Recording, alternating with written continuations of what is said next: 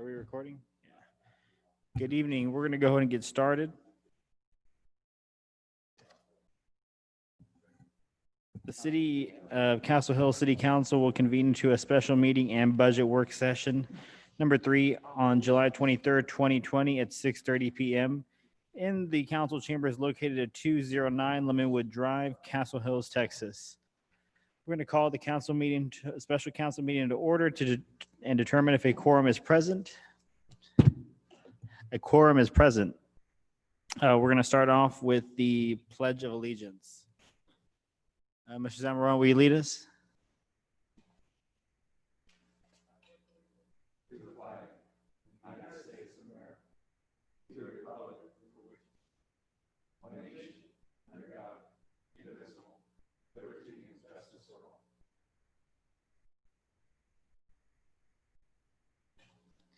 Thank you, Mr. Zamaron. Next, we will open it up to citizen comments.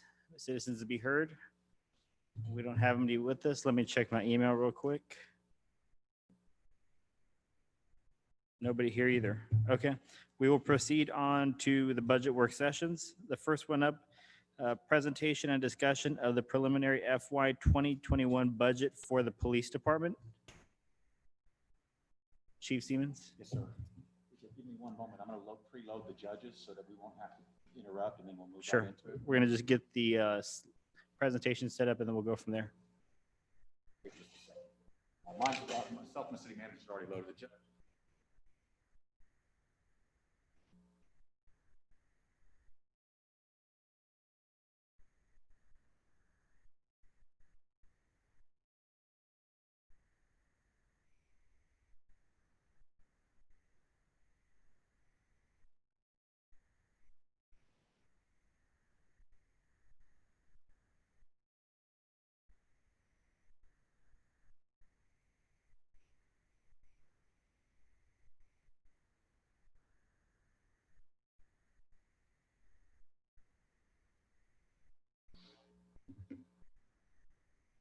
Thank you, council, mayor, citizens, if there's any online, and staff, and I guess that's everybody. First, I'd like to start off with making everybody aware. I'm not sure if you've heard about the tragic passing of Kyle Coleman. He was the Bexar County Emergency Management Director. He was instrumental in helping us get through the Wedgwood incident when we had no one had dealt with an incident of that magnitude, and he was able to stay with us and help us quite a bit. I spent 12 hours a day with that gentleman at the fire department for about the first, probably 4 weeks. So we were grateful to him for that, and many other instances where he was instrumental in not only helping our agency but others. And worth noting, he got his start. He was I think he transitioned to the fire side of things before becoming the emergency management coordinator, but he got his start here in Castle Hills as a law officer. Sworn officer in, I believe, the 80s, early 80s. So his funeral services are on Friday, and we will certainly be there to represent and see it to the county line as they transport his casket to Brady, Texas, where he'll be laid to rest. And God bless him and his family. All right, state of the department, thank you, and appreciate your ears this evening. I don't have a lot for you. We recognize that the impact COVID has had on all of our cities in a number of ways, and perhaps the greatest impact beyond the health issues will be the financial issues that many cities will face, and it's my understanding that we're not in as bad a shape as many cities are due to no debt and some other online businesses and some other things, and you all are aware of that. But that said, our general fund budget, we have no intention of asking for anything from council. We're very fortunate here for the crime control supplement fund in that it takes care of a lot of our big ticket purchases, the recurring purchases that are set up at, the 3, 6 year, 5 year mark, and these things that we've strategized for and planned for quite some time now, and we're grateful for that. And we certainly we don't overlook it, that's for sure. So that said, our general fund budget will stay budget neutral, and as I monitor those expenses and the expenses primarily, anything that is not used and any windfall that we have from fuel and maintenance and some of these other things as a result of the lower gas prices and things will certainly aid in hopefully offsetting some of that financial burden that we will incur due to the COVID-19 pandemic. So that said, I do have a few forecasted items for the next, I would call it immediate future on a couple of them. And then another one that is the short to long term, the 1, 3, and 5 year type of dynamic. And did he take that out? No, there we go. All right. Am I on? Is it line of sight? Maybe so. Let's back up here. This is a state of the department. I just wanted to catch you up to speed on our organizational staffing. Currently, we have 2 unfilled openings. We had 3. We were able to fill one recently with the top cadet of the most recent graduating class. We've been very fortunate in that our involvement with the ACOG Law Enforcement Academy, which includes myself as an adjunct instructor, and then of course our participation in mock interviews, our training facility over here in the community room, coupled with my relationships with several of the former directors and current director, aid us greatly in getting our brand before those cadets. And my presence in the classroom certainly helps in campaigning for those cadets to apply with us. And we've been very fortunate that the last 4 or 5 classes, we've gotten the number 1 and 2 candidates out of those classes. That said, there's an inherent downside to that, in the number 1s and number 2s often go to the larger agencies after a short time. But we've been fortunate to hang on to several, and I will take that every time before I'll compromise, and as well as our administration, before we compromise in who we bring on board. It's because of those efforts and the premium we place there that we have the services that we have, no doubt about it. So we won't make any changes there. We'll just deal with some of the turnover, which for us, I must admit, has been extremely rare. We never lose it to a sister agency, even though we aren't quite as competitive in the salary and retirement range, which I hope we can look at sometime down the road. But we don't lose them to sister agencies. We've lost the Highway Patrol and Border Patrol, and other agencies don't have that luxury. They're combating one another's, equal as they look for greener grasses. And we're fortunate here that we provide them a good work environment coupled with the support of the citizenry and council more often than not. Sans these last couple of years, but those are in the rearview mirror. So we're moving on. So anytime, please feel free to interject. And I don't have a lot of slides, so this won't take too long. Sorry, some of these will be probably very basic. So what is your churn like? What is your turnover like? What kind of frequency do you see in losing? So barring certain life events, for instance, somebody going through a divorce, and I say that because the last person that we lost, the one before the last, Officer Kosu, he went through a divorce about 3 years ago, and he drove an hour one way for the entire 5 years that we had him from Kerrville. That said, he had children, and it was very difficult to have more time with them on weekends because he didn't have weekends off yet. And unfortunately, we can't provide that. It would be unfair to the other officers that have had tenure. So we completely understood when we lose someone in that situation. The drive alone gives you 2 hours on the road, which is sometimes a nice break to unwind on your way home, but it's also a lot of time to take away from your time with your loved ones. Councilman, we haven't had a problem with turnover here. Our biggest problem is just getting the right people in here, and that's because we don't settle on a heartbeat in status quo. So we'll embrace that, and everybody pitches in and pulls their weight when we're down like we are now. Now it'll break at some point, but we won't let it get there. We couldn't sustain 2 and 3 down for years at a time, but we make do in the short term, and we're very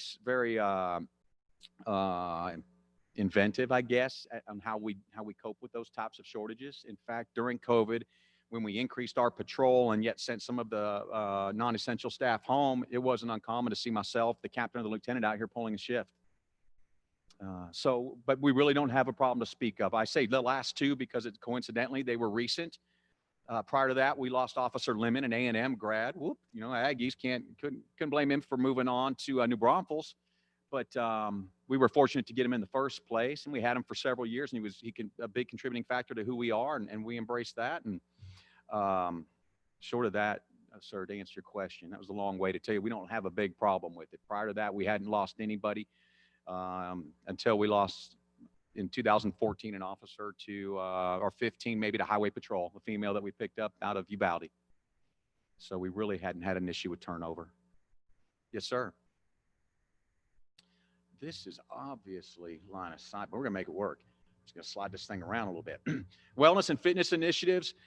We continue to reduce health costs or try to do our part to do so. We know that's not always up to just good health from physical fitness. Sometimes there's other things at play there. It aids us with recruiting. Our officers, they look the part more often than not. And that's been mentioned to us several times when we are present somewhere that we stand out as a professional organization. Department average performance is substantially higher than the state's average. It has been since inception when we went to the rower, and we're very proud of that. It maintains that. I think we're running around 70% fitness level, and I won't go into the dynamics behind that. That's not low. That's extremely high. The state average hovers around 28%. But our guys to a person are running in the 90%. It's how it measures out at the state level with the rowing calculations in the background. The top performers. We also maintain our status as a top tier training hub. This is something's wrong here. I think our battery's going out. CM. We can click. There you go, Mr. Mayor. If you don't. Thank you, sir. I hate to ask you to do that until we can get a battery. I think that's the light's not coming on, CM, and it's on, or was. Okay, that said, we bring in a program called FBI LEADA. It's a trilogy in leadership. It's 120 hours, 3-week program. People come from all over the country to attend that. We host that here. We partnered with FBI LEADA. The captain and I did probably back in 2000, this used to say 2016, so I know it started sometime around 2015, a couple years after my arrival. We saw an opportunity to provide that and maintain the network of folks that we're able to maintain by hosting it here. We save, in addition to hosting it, we save approximately $4,200 last year alone in the slots that we get to send our officers. It's $700 a class. In other words, it's $2,100 to complete the trilogy. Big savings on our training budget, and it's top shelf leadership training. Thank you, sir, for taking a look at that.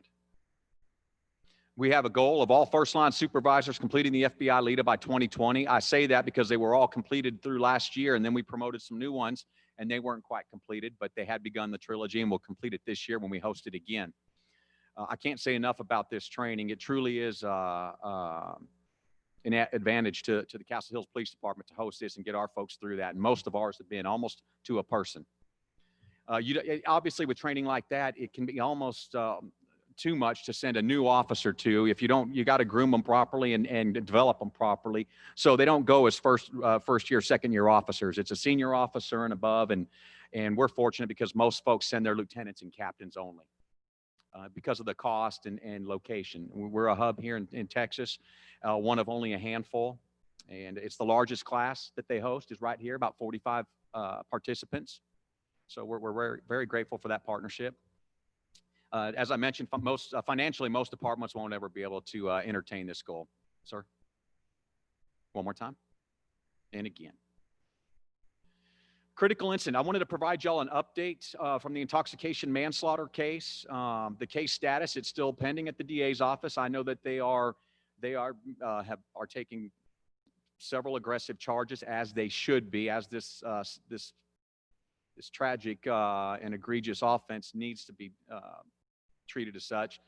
So they're not rushing anything. They're dotting I's, crossing the T's. I myself don't want to see any compromise there as well. And at the same time, I can't wait to get that video out to the media as a public service for both DWIs and intoxicated drivers, and hopefully a deterrent, as well as for folks to see just a little piece of what our officers are exposed to on a daily basis, as all officers are. And that's inherent to doing to serving, and we embrace that as well. Thank you, sir.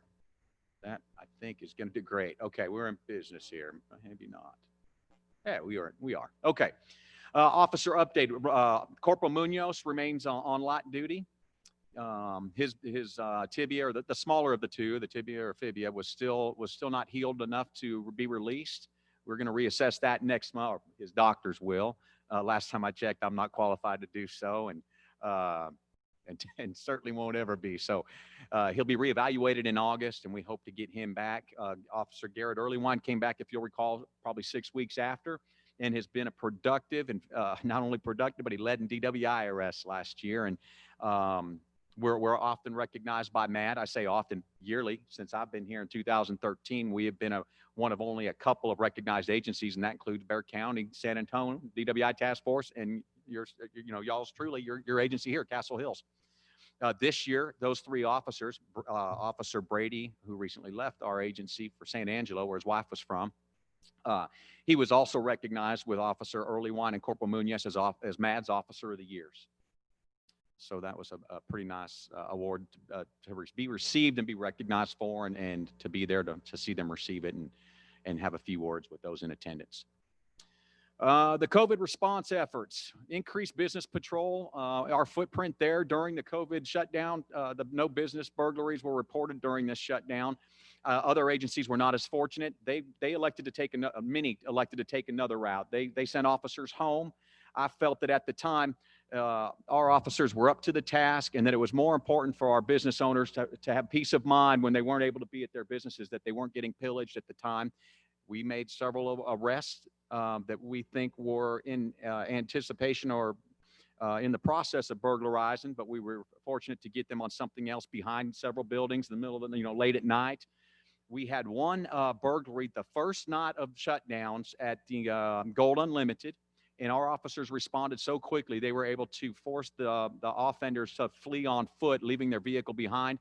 Subsequently, we made the case with San Antonio and made those apprehensions, and it was a big W for us, and we like it when that happens. We don't want folks here, opportunistic thieves, preying on our folks. So we're very happy to report that there were no burglaries during the shutdowns. That's not to say we don't have them from time to time, as you all know, and but we certainly wanted our business owners to feel comfortable that our presence was out there in abundance. That did not mean we slighted the residents. We maintained our footprint there, our fingerprint there, and our presence there as well.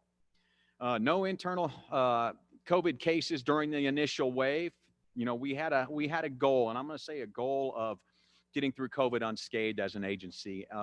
We knew that the expectations would be otherwise, playing the numbers, just the laws of statistics. And in the second wave, we had 4 positive tests. 2 were false positives after several other tests. 2 were confirmed positives. Those officers are both now back in service, and we're fortunate that the window's passed to the extent that we should have already experienced others if we were going to be exposed to them during their contagious period. And we're fortunate for that, and we continue to be diligent in our efforts internal to cleanliness and hygiene and everything else. And we were instrumental in implementing some of the COVID protocols for staff and visitors to our city. And you all know what we've been doing, and we felt that it was prudent, and we had made many of our initiatives were taken, or at least discussed, prior to the large agencies' efforts that were implemented. So I applaud not only the city manager for agreeing with us and taking that charge, but our efforts as a group in recognizing that this could go sideways pretty quick, and that we needed to be, it wasn't if, it's when, we needed to be diligent and take action a little sooner, especially considering our demographic. So moving on here.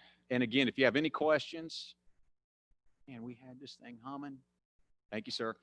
State of the Department continued. I wanted to bring y'all up to speed on something. I think most of you know I'm the sitting secretary for the Alamo Area Police Chiefs Association Board. As such, I've been to Capitol Hill numerous times and testified before the Criminal Jurisprudence Committee. We've authored bills right here on my tenure, and Chief Wayne Davis's before, going back to SB 631 and several others. Last legislative update was HB 37, the mail theft bill that I got behind, that I wrote white papers for and testified for. And we were very fortunate to have that one passed unanimously. And we were the first agency, as luck is when opportunity meets preparation would have it, to make the arrest for that offense when we found some folks out here in your neighborhoods with mail theft from another home, where before it would be a Class C misdemeanor at best, unless they had the other stuff that got it to the identity theft elements. So kudos to your agency there and what we do on that board and that association. That said, I was reached out by several state reps last week, myself and the board members, and they wanted to discuss with us and area chiefs via Zoom some legislative police reform initiatives, if you will, but it really didn't, that's how it was delivered. And at first I was a little apprehensive on where it would go, but of course open to certainly wanting to have a seat at the table rather than be on the menu. And that said, I was very relieved from the moment State Rep Haskins, I believe it was Haskins gave her opening remarks, in that it was certainly delivered as a partnership and a deference to law enforcement and what we thought our needs were first. And then ancillary to that, if there was anything they could help provide, but primarily I was relieved to see that we would help steer that. Now, I think to your surprise, we have a lot of good ideas that were very well received today, extremely well received, to help us be more efficient. It didn't surround as much accountability for our state. Not to say we don't need accountability, we certainly do, and I'm a fan of it. Proponent for it, always have been. We're probably the most transparent agency out there, or try to be. We certainly take care of our house, and there's precedence for that. But it was great dialogue. It was a great start to what I think will be productive and fruitful for the career field as a whole. And it was good meeting all the way around. So I just wanted to take a moment to mention that and let you all know that your agency is doing its part to be a part of a solution as opposed to the problem. And worth noting, you know, South Texas, Central Texas hasn't had the issues that some of these other larger entities have had.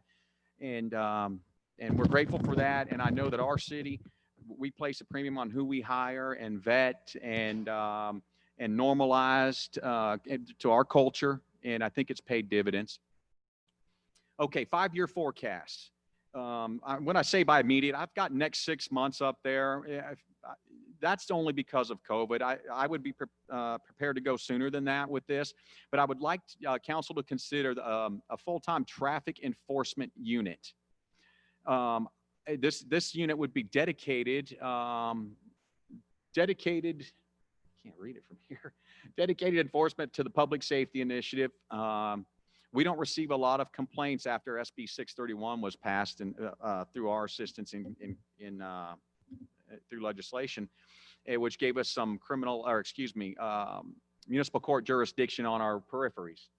And as such, any complaints we did receive are now next to zero, if not altogether zero, year in and year out for speeders on those roadways. However, from time to time, we get the cut throughs, the 2 to 4s, the running of stop signs, and we often have to set up, and it can be very time consuming, and it pulls usually 1 of 2 officers that are on patrol away from their patrol duties and being in the neighborhoods on a proactive measure to focus on those. And certainly there are plenty of speeders and moving violators out there that this position, I think, could satisfy those goals and many more. And I've listed several. I've mentioned the first. This particular unit would work crashes and also reduce our patrol interruptions. This occupies, it doesn't sound like much, but hear me out on this. This is not fuzzy logic or artificial intelligence. It's about 1% of our total call volume accidents are. We work approximately 400 annually. It accounts for approximately 40% of our time. So you can see the large discrepancy in the amount of time we spend on an accident, which could be more time spent in neighborhoods and businesses. And so this person would be dedicated to those, and then supplement or augment patrol as needed. For instance, with the COVID, with officers that need to burn vacation or comp time, which comp time is an issue here, as well as losing some vacation at the end of the year because they just couldn't get to taking it or things run out. This would help alleviate that and in turn minimize the unfunded liability that we know, that we obviously know exists from accumulation of comp time. Extremely low startup costs. I'm going to address that in just a moment. low overhead once it's kicked off here, and really even at onset. And I think perhaps the greatest argument for something like this is the last bullet that I have there, and that's a sunset clause. And I've discussed some of that individually with some of you, this concept. I think without a doubt, I know Councilman Gregory's been a big fan and proponent for sunset clauses. And if it works, revisit it. And after we've established a pattern of history of it, being fruitful, we could look at removing it. But there's nothing wrong with sunset clauses, so they're forced to go before council again. And we're not funding something that is not funding itself. And I'll leave it at that. Until I prepared an agenda item or some other communications, a white paper perhaps for you on this with more detail and more information, so you can see some numbers that I might get from court or something, as we don't track those. As it relates to the estimated costs, we basically have one officer. I estimated 70,000. They started about 48,000 here at our agency. That's the remaining in benefits that the city pays. And then the unit equipment, as we have a plan for what unit they would operate. As we are transitioning our traffic unit out in 2021, it's been 5 years now on that unit, and it's time for it to be replaced for the step unit. We would transition that to the full-time traffic unit, as it would be a single officer operated vehicle, and we could do that for another year or two. If 2 people or more were driving it regularly, that vehicle wouldn't survive a whole lot longer. So we could do that and offset that initial cost for the unit. Now we can mitigate these costs. We could probably get that initial officer cost down to about 35,000 in that first year, and I say that just through historically being down one officer almost year round. The salary savings that we would have there. Now we would get more substantial numbers for you, and concrete numbers. It's just I want you to think about some of this. And then the unit equipment,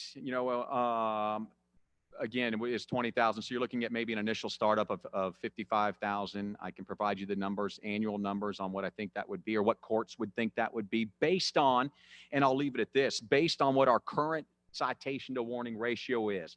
This is not something, and obviously not something, as federal law prohibits it, where we would mandate numbers or quotas. Absolutely not. We simply look at current, what's the staff currently, what's our current ratio, warning to citation, and then assess, get with finance and courts and see roughly where that leaves us at, what we think it would be, and give you all something concrete to look at and digest. Any initial questions here before we move on?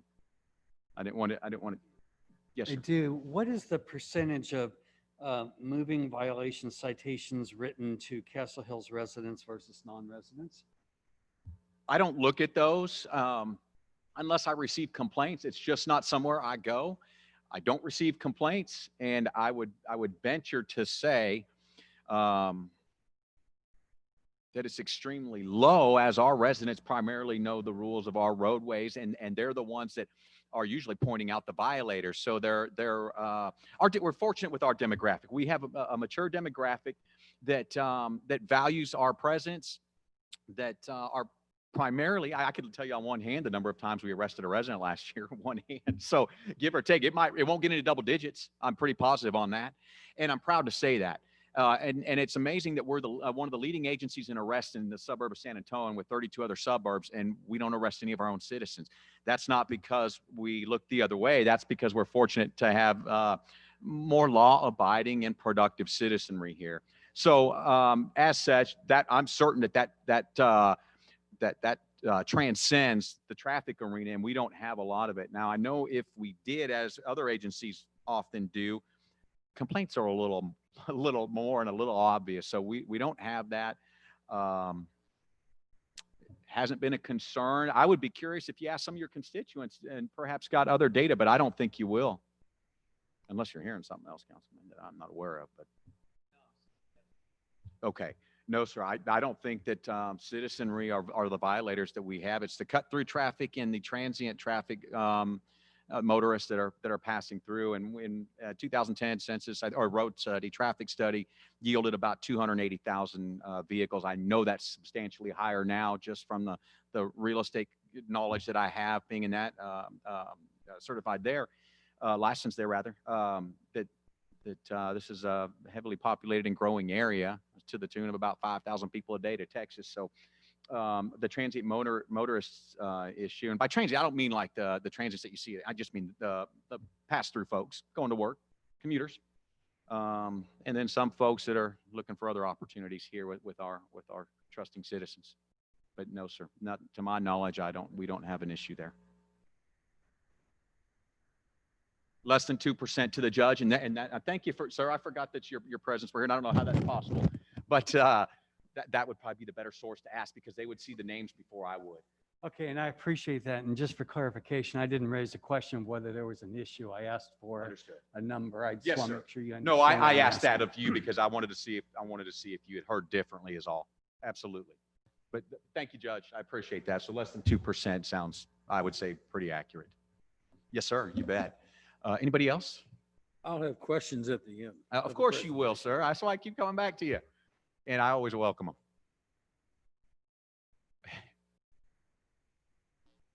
Come on. Thank you, Mayor. I think it's the distance from it or something. I would like us to consider an impound yard and not within our city limits because of our networking and relationships with the local chiefs. One of our board members has an impound yard in Leon Valley. Our impound yard is currently in Leon Valley. And I think that there's an opportunity for revenue stream just at our current impounds. That would be without any increases that would likely come as a result of the traffic unit. But we wouldn't anticipate them. We're not looking for them.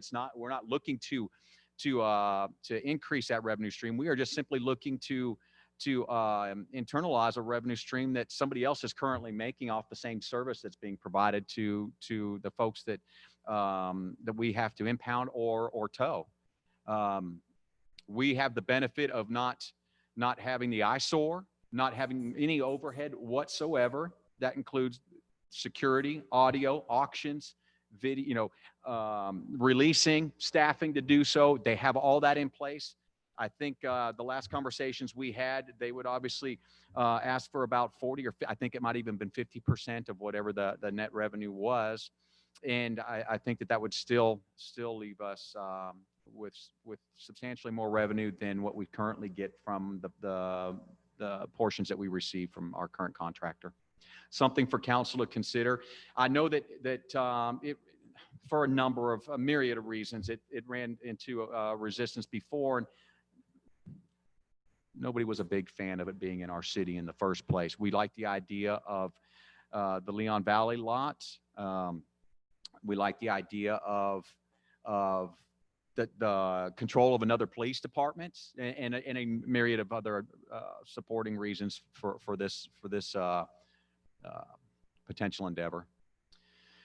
And then lastly, I will leave you with facilities. Not necessarily, we have lofty goals with our federal seizure fund of doing something for this city and the city hall and the citizens. We know that, this building, although it's a strong building, has been a good building and continues to be, it probably won't last forever. It will either need some major upgrades, some type of remodeling. We've got folks in there that are already violating the COVID, suggestions. We've got dedicated funds towards some of this stuff that we would like council to consider.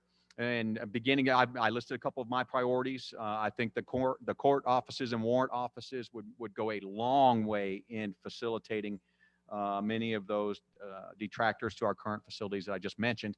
That is the overcrowding. We could also be more efficient with our operations, with kind of some turnkey stuff. We would also maintain greater court security with the warrant officer remaining in the courtroom the entire time during court instead of having to go back to his office and get warrant documents and other literature that's needed for court beyond the stuff that he's already prepared for that he knows coming. Oftentimes we have walk-in warrant folks, or they come in for traffic court and we find out they have warrants that weren't pre-planned to be here or had already coordinated with the warrant officer. The ramp door, we'd like to put a door there and more of a secure door, such as this door we put in for egress, and it would stay open all the time, except if we had any other crisis or concern or security concern for the building. that we came out, and this was, this is no way inferring that the demonstrators, marchers that we had here recently were any issue whatsoever. There was nothing but pleasant folks there, and we supported them wholeheartedly, as we did the protesters that we had the week before on that, or demonstrators rather. Protest is a strong word, but and it has often a negative connotation to it. But the fact remains that the building was closed, and I walked out of, unbeknownst to myself, because we have no way of knowing without calling first. I walked out of our patrol room into 9 folks standing in that hallway. That had it been other folks involved, other agitators, the folks that are bringing the negative stuff to these things, it could have went real bad for an unsuspecting officer to walk out there like that. Further, we have dispatch that has to use those public restrooms at night when they come out there. They have cameras, but that doesn't, cameras aren't the end all be all of everything. So I'd say that to tell you this door would remain open at all times, except in the event that we'd need to shut it. I doubt we would ever have another event where we would need to shut it. But it would be open for the restroom access. Next would be reversing those public restrooms so that the access would be on the outside of that ramp. Mayor Trevino and I discussed that back when he was, before he was on council and involved in politics in the city, and was just performing some contract work here. And it comes up periodically. It's something that we need to consider. And then just consideration for new or remodeled city hall, police department, court, the rest of the offices that we have here. I think that that seizure fund would go a long way in helping that. That's what we've saved it for. I have pledged it all along. I maintain that pledge, Councilman Gregory, and any other councilman, council members. So I think that's about all we have. Let's make sure. So by law, we're required to present to you, and I'm going to do this now because these are really just placeholders. Here's our state seizure budget. It has a balance of $38,159.62.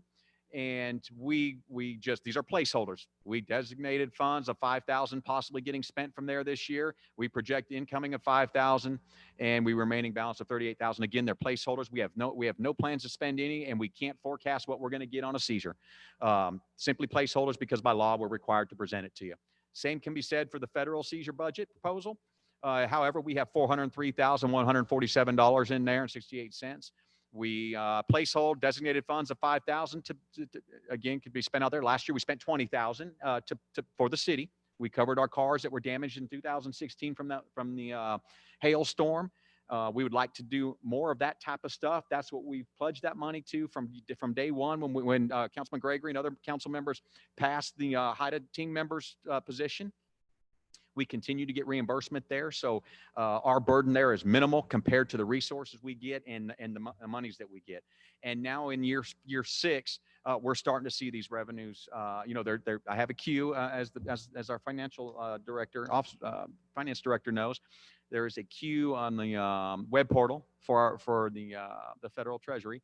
And there are several items that are waiting to be, they're submitted, they're accepted, they're waiting to be dedicated to our agency. So, and furthermore, we're doing our part as it relates to combating some of the narco traffickers and things of that nature. And I think that's important. We also have numerous resources available to us as a result. I know that's not part of this. I just felt compelled to mention the benefits that we receive from that. I'm sorry, let me back up, make sure I didn't miss anything. Balance 403,147.68. There's nothing to for budget requirements. It's just a requirement that we give you something, and that's why those are just placeholders. We certainly bring anything forward if we have an expenditure. Questions? Chief? Yes, sir. Mr. May. I had a couple of notes, and the first thing I wanted to observe is I feel so fortunate that we have a police force so competent and so professional, and you do your job excellently. You made a comment that you had participated in some committee work up in Austin, I believe, for legislation. And the comment you made was that it's better to be at the table than being on the menu. And that is one of the truest statements you can ever make when you're dealing with legislation. That being said, I'm looking ahead at what's going to happen in the next year. And what's going to happen is there's going to be serious consideration for policing legislation, both state and federal. And so I'm just throwing it out there to identify some of those areas that will impact our budget, but also as an invitation. I would like people like you that are chiefs in municipalities and small cities, because I think sometimes both Washington and Austin get a skewed view of policing legislation and not realizing that it goes all the way down to local government Sure. and local enforcement. So here are the areas. Transparency, and these include disciplinary actions for the police force. So, you know, I think we're probably very low statistically in disciplinary action, but I want to put it on your radar. There's probably going to be national reportage requirements. And this is important because it may eliminate certain funding to locations, both at the state and local level, unless you comply with those reportage conditions that the legislation ties to the funding. And I know you're really good at statistics because we talked about this about 9 months ago. You had it right down in the category of the offenses and salting things away in solving crime percentages, all of that. I just want to encourage you to do that, continue to do that.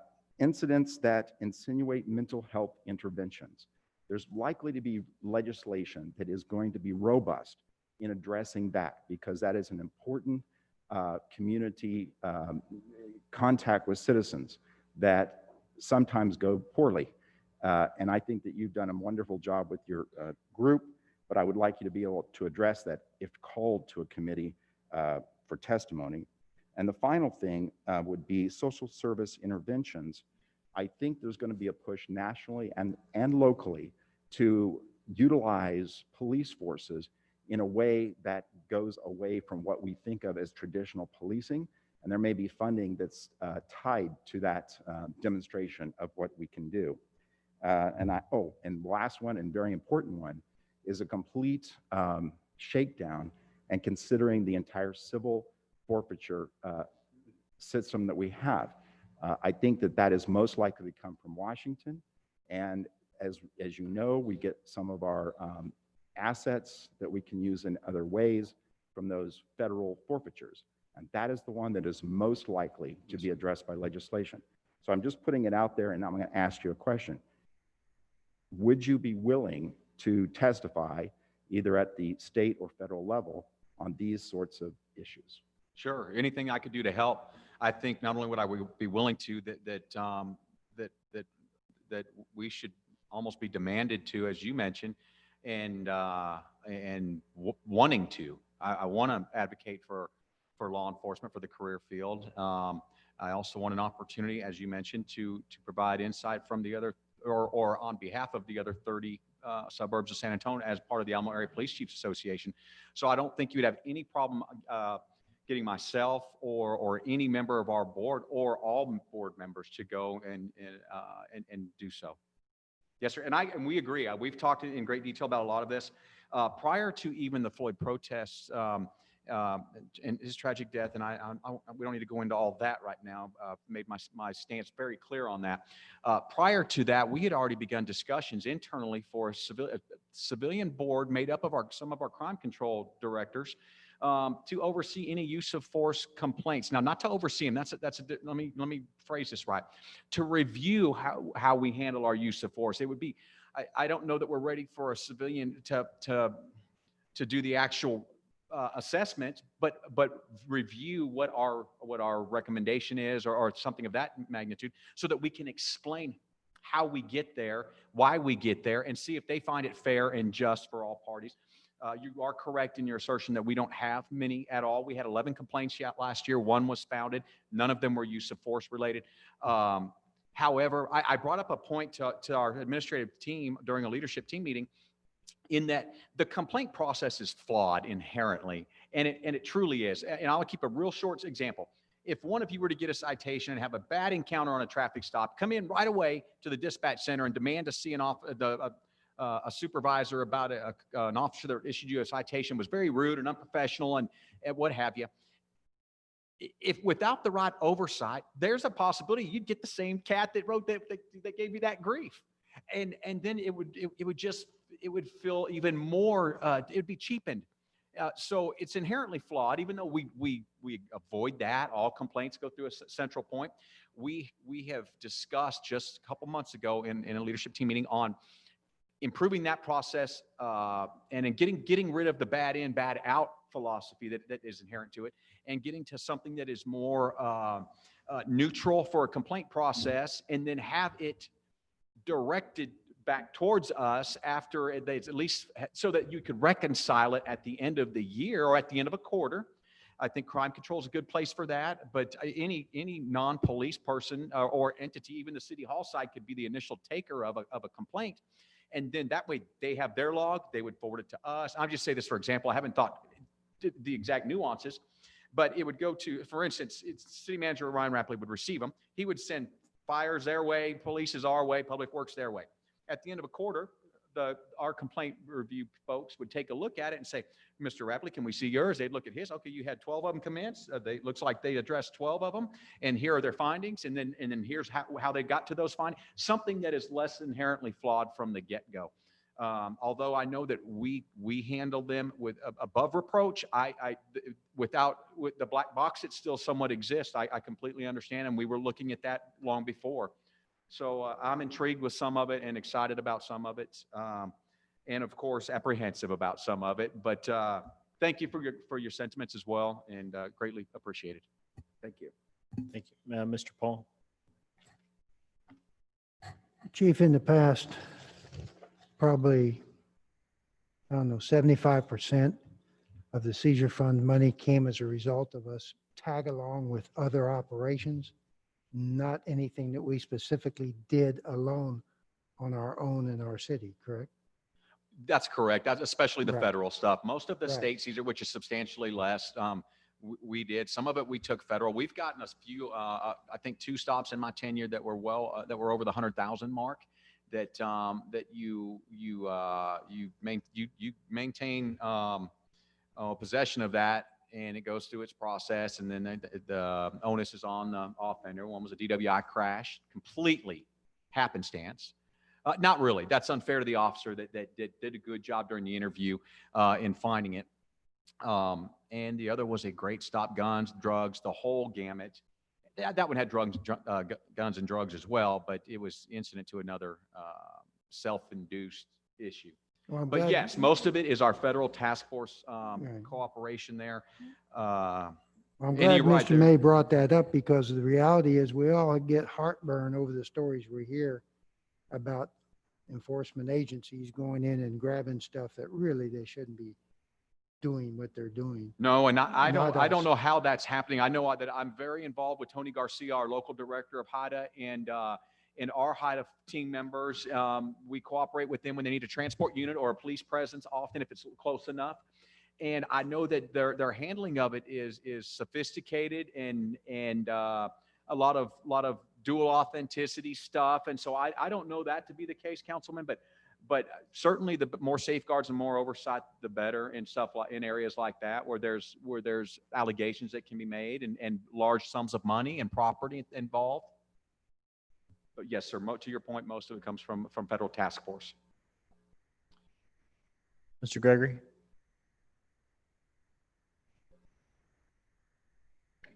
Okay, thanks, Douglas. Chief, just a quick question about the impound yard that you talked about a moment ago. You mentioned that has a possibility to be a revenue generator.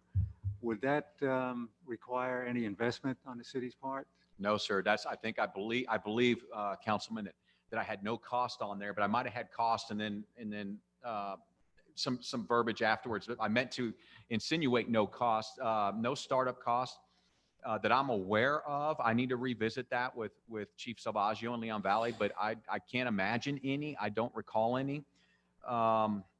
We would maintain our same tow service, which we're fairly pleased with.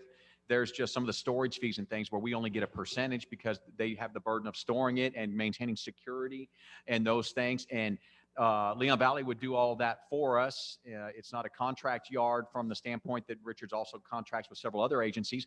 It's dedicated to just the law enforcement agencies that are ourselves, and I think Kirby or one other that would partner with Leon Valley. And so, yes, sir, I think it would. Although you know, I get, I didn't go to college all those years although I'm not very intelligent, but more dense than most. I recognize that things either have to fund themselves or be some type of incentive to do them. But it should not be what drives the law enforcement arm of any city. And I can assure you ours is not driven by that. Has not been and won't be under my tenure or in our administration's tenure. But I hope that answers it. Yes, sir. I think that, I know that would be. As it is now, we get some revenue. I think, if I'm not mistaken, at the end of the year, it's about 20,000 or something that we get in our storage fee contributions from Richards as part of the contract. Okay, so that would go up substantially.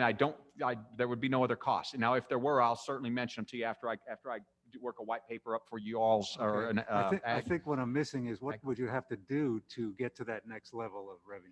Well, I would have to put an agenda item together, and I'm already prepared to do that. I've acquired that stuff from Chief Salvaggio so as to not reinvent the wheel, and then I would tweak it and massage it to fit our protocol, our standards for submitting them, and then make sure the agenda com was all inclusive of the positives and negatives and everything in between, and then turn it over for y'all's decision. So Chief, I think basically what we need is an agreement between Castle Hills MOU, of course. and Leon Yes, sir. Valley. We have Okay. that. We can get that. You bet.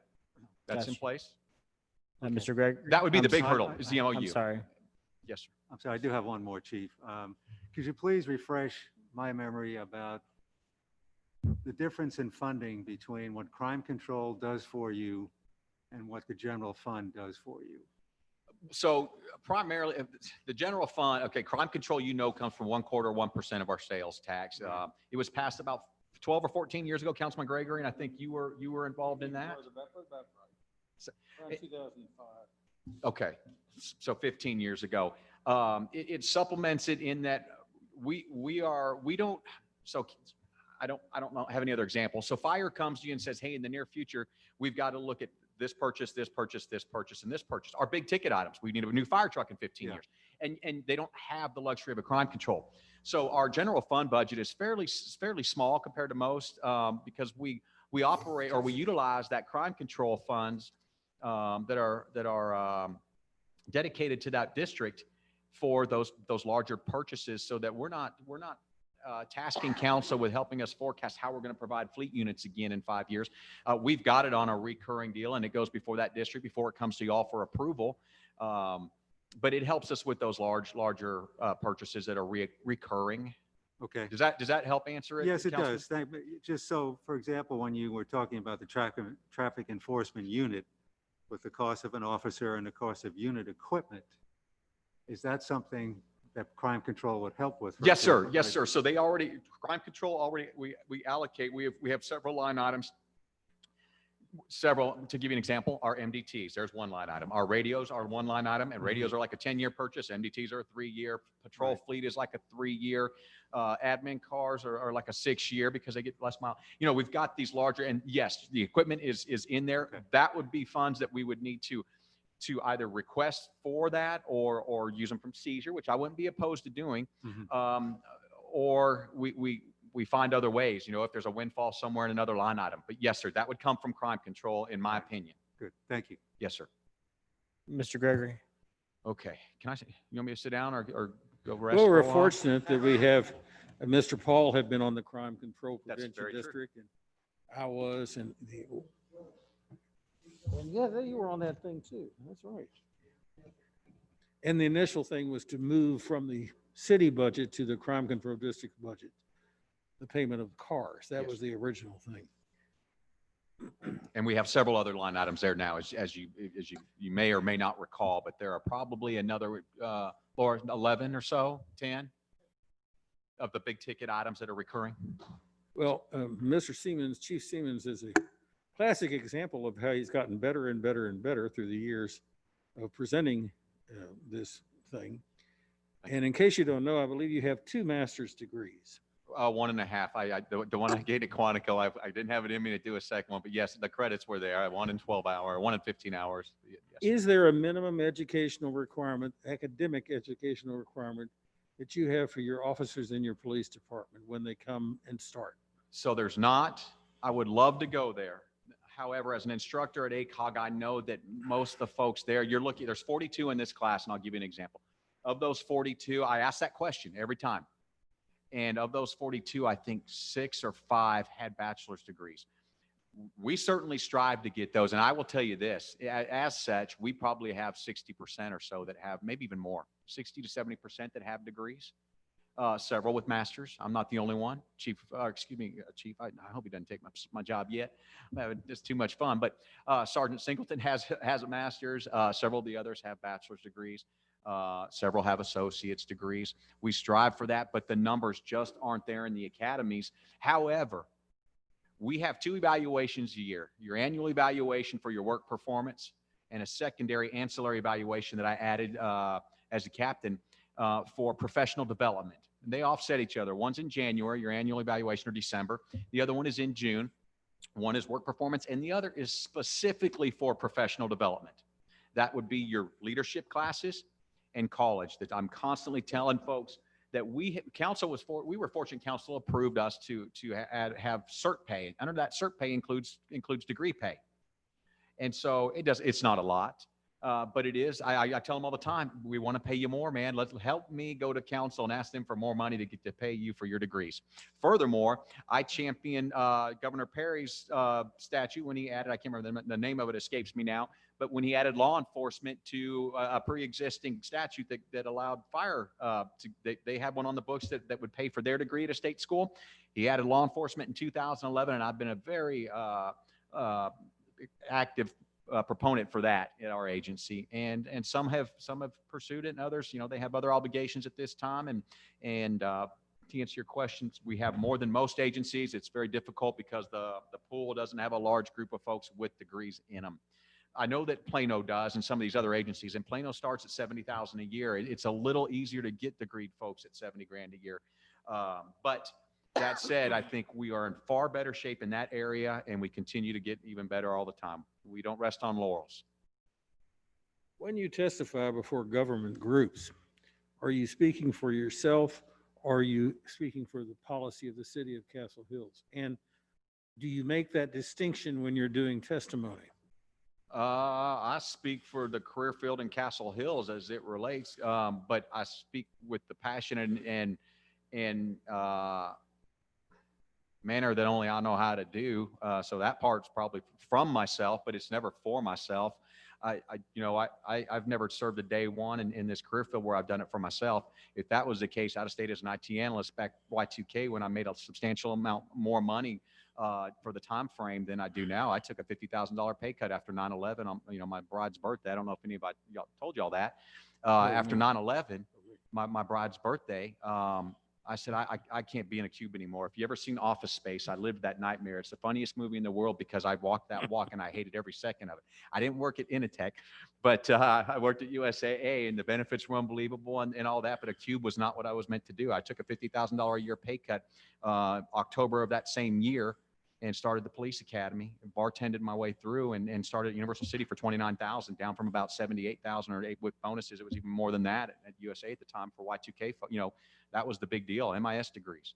So it's accurate to say that when you're giving testimony before governmental agencies, you are testifying the policy of the city of Castle Hills. Absolutely. Well, sure, policy of the city of Castle Hills, but there's not always a policy that governs it. So best interest of our citizenry, like the mail theft bill, that wasn't a policy of Castle Hills, but it was policy behind what the citizens wanted for Castle Hills, if that is the segue you're looking for.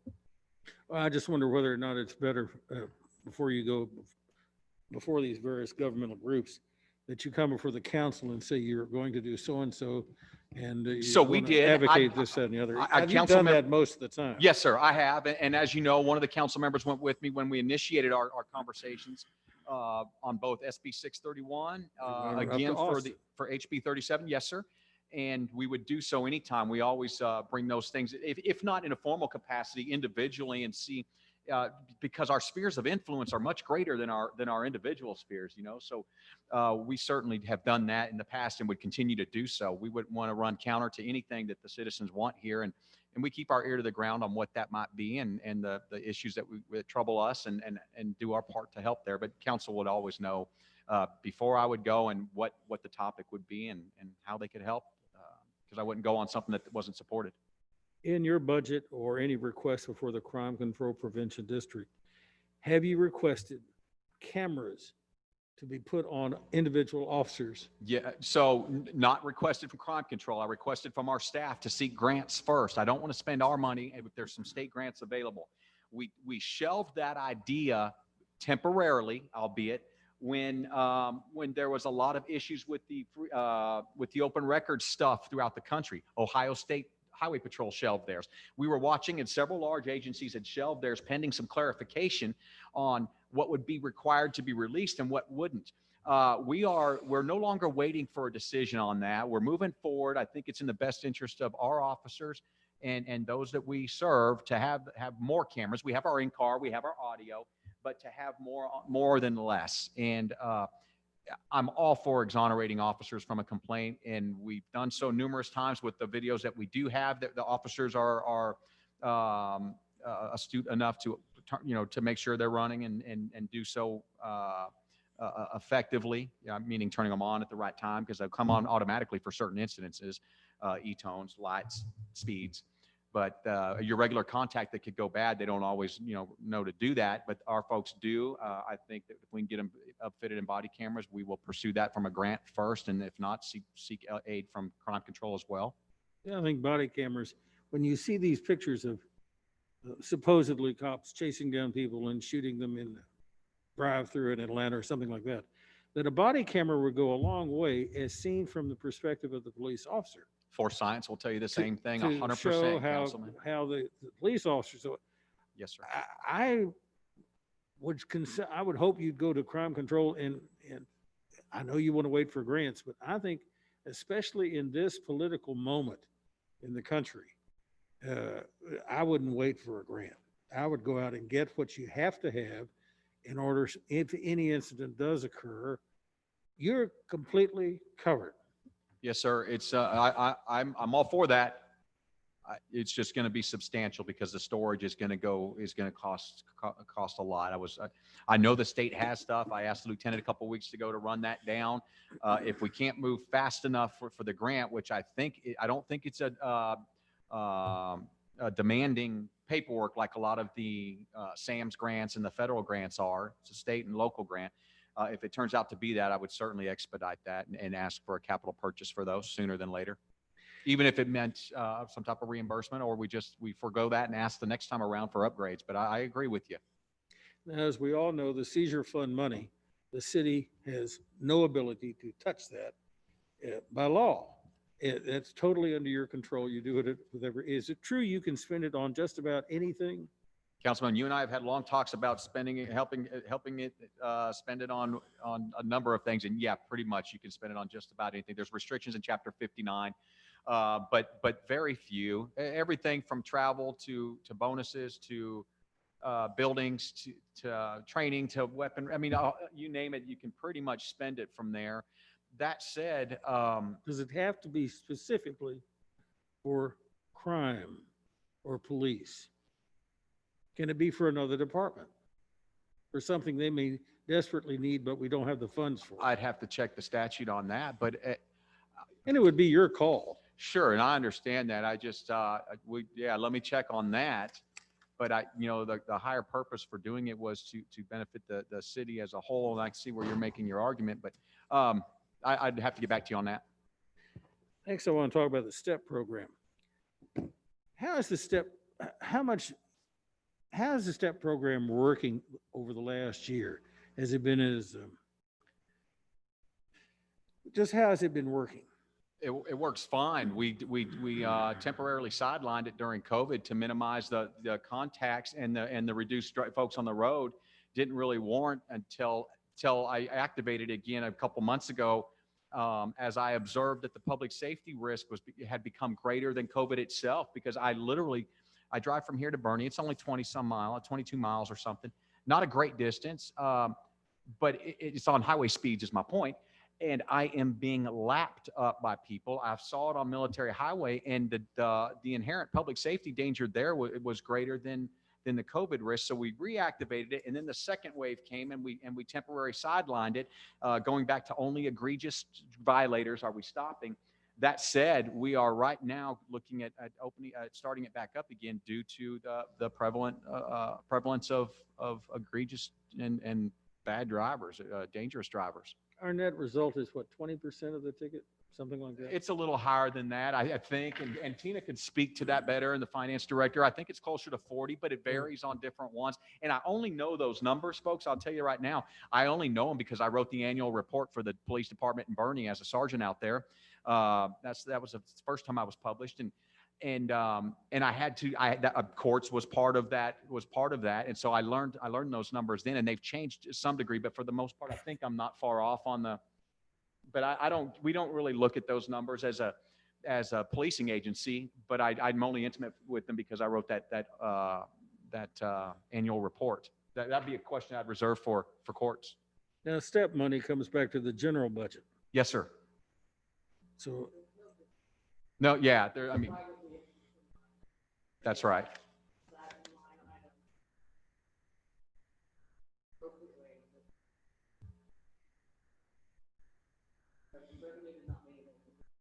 That's right. now the impound lot, when it was mentioned a few years back, some things we were thought we might have to use. If we go with somebody else, would we, looking into the future, would we have to provide a police officer to help run that in conjunction with another city? What was it? An impound lot? No, sir. They have full staff already. They've already staffed it. That's their overhead as well. We wouldn't have that either. Nothing. Would we ever They would do the auctions. They do everything turnkey. would we ever find ourselves in a position of owing them money? Due to No, the I think fact we it comes don't out have- before, it comes out, no, sir. It comes out at the time of monthly checks or whatever get cut. They would get whatever their percentage was via the MOU, as the mayor mentioned. And, or I guess a contract at that point, the MOU would come first. And no, there would be no owing them money for anything. In fact, we would just end if it went to where they wanted to change percentages or something and it became unattractive to the city, we would just end that contract and we'd probably do month to month or whatever they're comfortable with, but it wouldn't be anything lengthy. Chief Savaggio and I have a great relationship. Well, I asked that because when we did a recycling program in the city for quite a few years, we were making money, and then we hit a point of where we were writing checks to them. Yes, sir. So it's, Yes, sir. can you give just a brief review very brief, of what you've used the federal and state seizure funds for in the past? So in the past, we have used it, we have purchased, well, we did the covered parking to protect the units that got, they were horribly damaged, all of them in May of 16, I believe, when we had the bad hailstorm. We were looking to do it for the rest of the city parking, but we're not sure how that could change or be affected in the near future. And we don't want to put them up too soon. So for some city staff and get some covering there. Prior to that, we have purchased some training, extra training. We purchased a training tool last year. No, that might have come from Leo's funds, our training grant money that we get from the state. I would have to look, Councilman Gregory, but I know that almost annually, we probably have one big ticket item that's not on the general fund, that's not in crime control, that benefits the city, that we, and I mean by city, I know that sounds almost talking out the side of my mouth, and they're covering just the patrol units, but so it's not, but the patrol radar units are the city's trailer- resources. So Chief, the radar trailer was one, right? the radar trailer is one. Thank you. And that might've been a crime control capital purchase as well, so the license plate reader, I think, was one. And there was several others, and not quite annually, but ma'am, the storage building out back that we've used for several items to include some of the city property. And periodically some things come up. We hadn't really forecasted anything because our eye on the prize was facilities for the city, and to your question earlier, I'd be a little remiss if I didn't tell you right now, I wouldn't feel real good about purchasing something for another department specifically. I'd feel better about purchasing something for the city as a whole, that would free up funds for the city to purchase for that property. And that, I know that might sound wrong, but I'm forced to go and stand before those guys with credit and gals with credit and maintain credibility and lead them from the front. And it's difficult to do so under certain circumstances. And I'm just thinking that could be a tenuous one. I'm not saying a bad one or a wrong one. Just, I think there's a better way to maybe look at that. And I don't know if that Well, makes you have sense to com- y'all from. You have complete control over the funds, so it doesn't make any difference. I know, but I'm also intelligent enough to know when you start asking, there might be some other reason behind it. And so I'm just letting you know that I'd be wrong if I didn't say I wouldn't be real happy about it, but I could see another way where it's a means to an end. It accomplishes the same goal. You earmark city monies for something else, and then we pay for something that we need internally or something that the city needs as a whole to benefit, anyway, I digress. Is there a organization or group that's not associated with law enforcement that can come into a municipality and determine what they feel a police department would need to effectively run the department within the city? I'm asking this in particular because we had discussion a few years ago of the number of inspectors that you have. I think it's 3 or 4 detectives. Detectives, yes. And it always struck me odd that we had so many detectives in this city, especially since the patrolman is paid as the same as the detective. Yes, sir. I requested that we just simply get rid of a detective and make them a patrolman. Yes, I sir. didn't get anywhere, no one supported me. But has there ever been a study for the city by some organization that's not associated with the Police Officers Association or anything like that, that can tell us what we need and what we might need in the next 3 to 5 and 10 years? So we work very closely with the Texas Police Chiefs Association. I'm a member of that, and IACP, International Association of Chiefs of Police. These are very forward-thinking chiefs and folks in our career field. I haven't sat on any committees yet, but we're very active in those groups. I've attended both. We have a one that sits on our board, AJ Sandoval, Chief of University Health Systems. He's a member. He's a committee member with TPCA. Excuse me. Those associations do. Now, did you say non-police related? I'm sure there are some, but are there non-attorneys that help? Maybe there are that help attorneys get direct, what they need for their jobs. Are there non-roofers that tell roofers what they need? I don't know that that's a thing. I suppose people are smart enough to know police work. I'm not saying that. No, we're not. It's not rocket science. But at the same time, you hire a chief, you hire an administrator that you have a lot of exposure to at your will. You keep your finger on the pulse of what they're doing. Their credentials, they're credible. I think with some level, they're the subject matter experts, and as such, and I don't say that to get out of our sandbox and that kind of stuff. But I suppose there are some committees out there. I would be concerned with the veracity or the accuracy, or I guess veracity of their findings, and would want to reconcile those internally, or at least with you all. But I know that we work closely and follow. In fact, that many of the policies that IACP puts out, we grab and we incorporate. So we follow a lot of the recommendations that those two associations make from some of the brightest folks in the business. But I don't know about others. But I'm sure that there are. Hey, I bet we could ask anywhere, somebody will come give us an opinion. But for a price or not, somebody will tell us how to run our stuff, no doubt about it. But yes, sir. Yeah. Thank Anybody you. else? No, Chief, I just wanted to add, I defer the operation of the department to you as the department head, and what you think is best for the organization as a whole, since it's your organization. I would support initially the idea of additional traffic officer, a full-time, specifically because in talking to residents, that's one of the issues that they always complain about, that there's people speeding on my street, where the officer's at. But having been on my fair share of ride-alongs, I understand they're being pulled in every different direction, whether it's because of an accident or because of a situation. So I think having that would be potentially a great asset.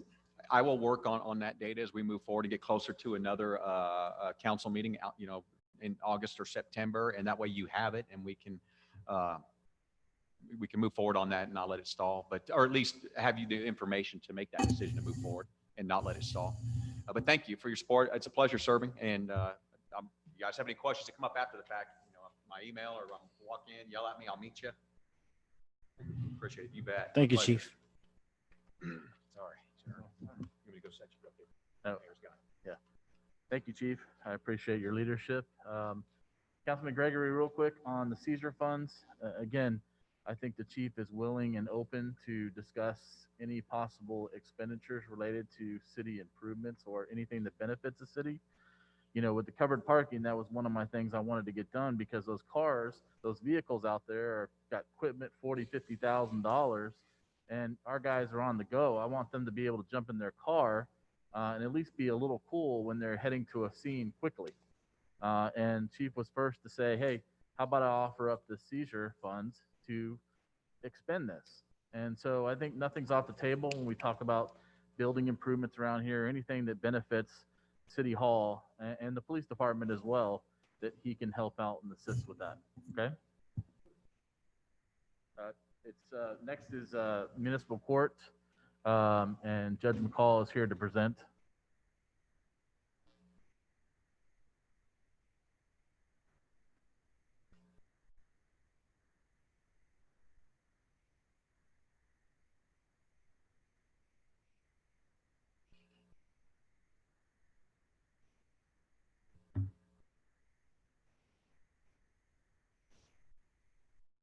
Good evening. How are y'all doing? I'm gonna take this off when I talk to this. I've been here since like 8:30 this morning. We had a Zoom docket today, so.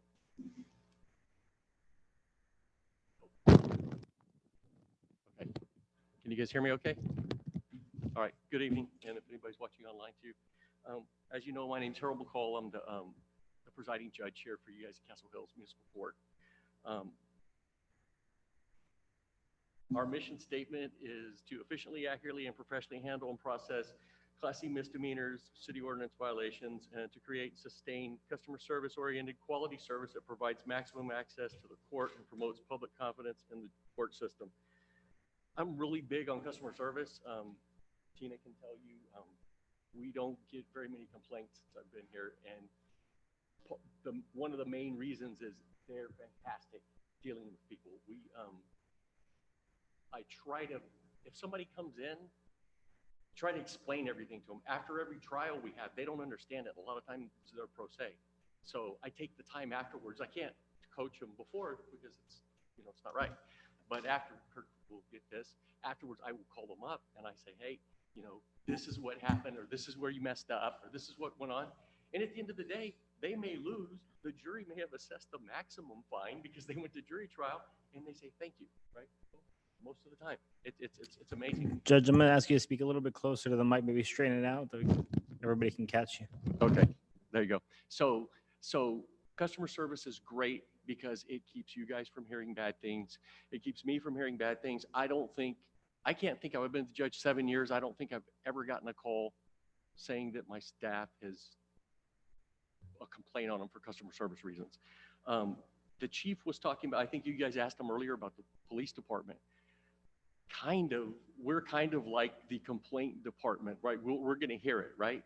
And I don't get officer complaints either. It's a testament to how he runs the show over there too. And every time I hear a compliment, we're busy, but I try to send him an email about it because he does a great job with professionalism with the guys, and we don't get issues. The only issues that we seem to have in here are people that would have issues anywhere they go because they've got a problem of some sort. But customer service is great. I don't know if any of you guys, Mr. Gregory's been around forever. I don't know if you've ever heard a complaint about what we do, but I try to keep that down to a minimum, so, or to a zero actually. Prior to September 12th, 2017, we were a regular Castle Hills Municipal Court. We weren't a court of record. On September 12th, 2017, the council passed an ordinance that made us a municipal court of record. So what it did is it abolished the other court and it created a court of record. The court of record, prior to being a court of record, if you came into municipal court, you didn't like the result, you got a do-over, a de novo trial, and then it appealed to county court at law, and you went down there and you just got to start all over again. One of the little loopholes that a lot of the little criminal attorneys will do here would be to come in, and prior to me getting here, our court had a little bit of a bad reputation, so there were several of them that would just immediately appeal.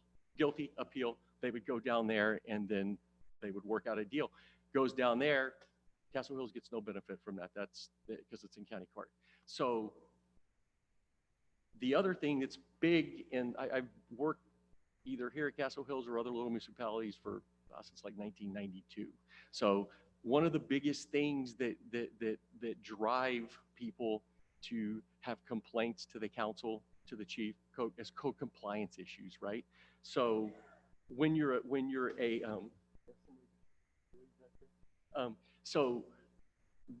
a municipal court that's not a court of record, you have very little power because you got a guy that doesn't cut his grass or won't take the junk car out of his yard. They write him a ticket. He goes online and he pays it. Boom, go down the road again. About the only hammer you had was every day that they're there, you could give them $1,000 penalty. But a lot of them got smart. They wouldn't mow the grass or they wouldn't move the car. They just pay it and you go on down the road. So fast forward to court of record. Now I have powers to issue search warrants, seizure warrants, anything. You can come and get basically a murder warrant for us. I used to could sign warrants, but it would only be contraband in our warrants. But now I could sign any warrants that I wanted to. But the big deal with, and I think this is what mainly drove it because I really didn't care one way or other. I was going to do whatever they wanted me to do, was the abatement power. So now they can actually come in. We have concurrent jurisdiction with civil district court, which is weird. I don't know if you looked at it, Kurt, but it's to tie it together. And I'm talking to him because he's a lawyer. To tie it together, it's kind of strange, and there's not a lot of case law. But we have concurrent jurisdiction, so we can issue like injunction type writs. We can issue an order to move that car out of the city. We can issue an order to like clean up a lot and then go back and issue an order for restitution where they have to pay the city back for it, or we can foreclose on the property and then take it, right? So that's another power that comes with the court. More powers come with it, a lot more responsibilities come with it. So again, I try to be fair in everything. I'm a civil litigator, so that's nice because we go to all these conferences, and myself and probably Ryan Henry, that's the prosecutor, the only two people that really know a lot about the civil abatement stuff. And we've been putting together a class to give to the clerks talking about civil process, because in Tina's eyes, before we got into this, because she knows it now, a citation was a traffic ticket. But in the civil abatement world, a citation is how you get somebody into court to answer for a civil lawsuit. So the timeframes are the same as under the civil practice, the civil rules of procedure. So that part right there, a lot of power comes with it, and you have to make sure that you're fair with everybody, and I make sure everything's noticed correctly because I don't want to get city in a lawsuit. So it's all good. I pay really, really close attention to the rules when it comes to that. And we've had several cases over the last couple of years where things have actually gotten fixed. What was that one house that was a problem, Chief? Do you remember, Louis? The one that... Yeah. Yes. Yeah, 404 Antler. So I also have the power to issue administrative search warrants. The burden of proof to get that is a little bit lower than a criminal one. So they think something's going on, or the resident or the neighbors are complaining about something. The code compliance guy goes out and kind of sees the little things that would say, that make him think, hey, I've got a problem. He'll draft an administrative search warrant, I'll cite it, and then they can go in and figure it out. So that's what's nice about having the record court. The other thing that I get people to ask me about, I'm sorry about that. My computer shut down. Other thing asked me is record court. Do you record everything? No, we don't. What we record when somebody comes in, it's just like when you go to court downtown. If we're going to have a hearing where both parties are there, we'll ask them, do you want a record? If they want a record, we do that, because now the only thing that you can appeal out of our court is either a verdict from a bench trial or from a jury trial, and they have to find error and write a brief and submit it just like you would appeal to the regular court out of county court or out of district court. It still goes to county court, but it's done on a brief and they have to find an error of law. They can't just plead and then go. It has to be from, they actually have to have a trial nowadays. So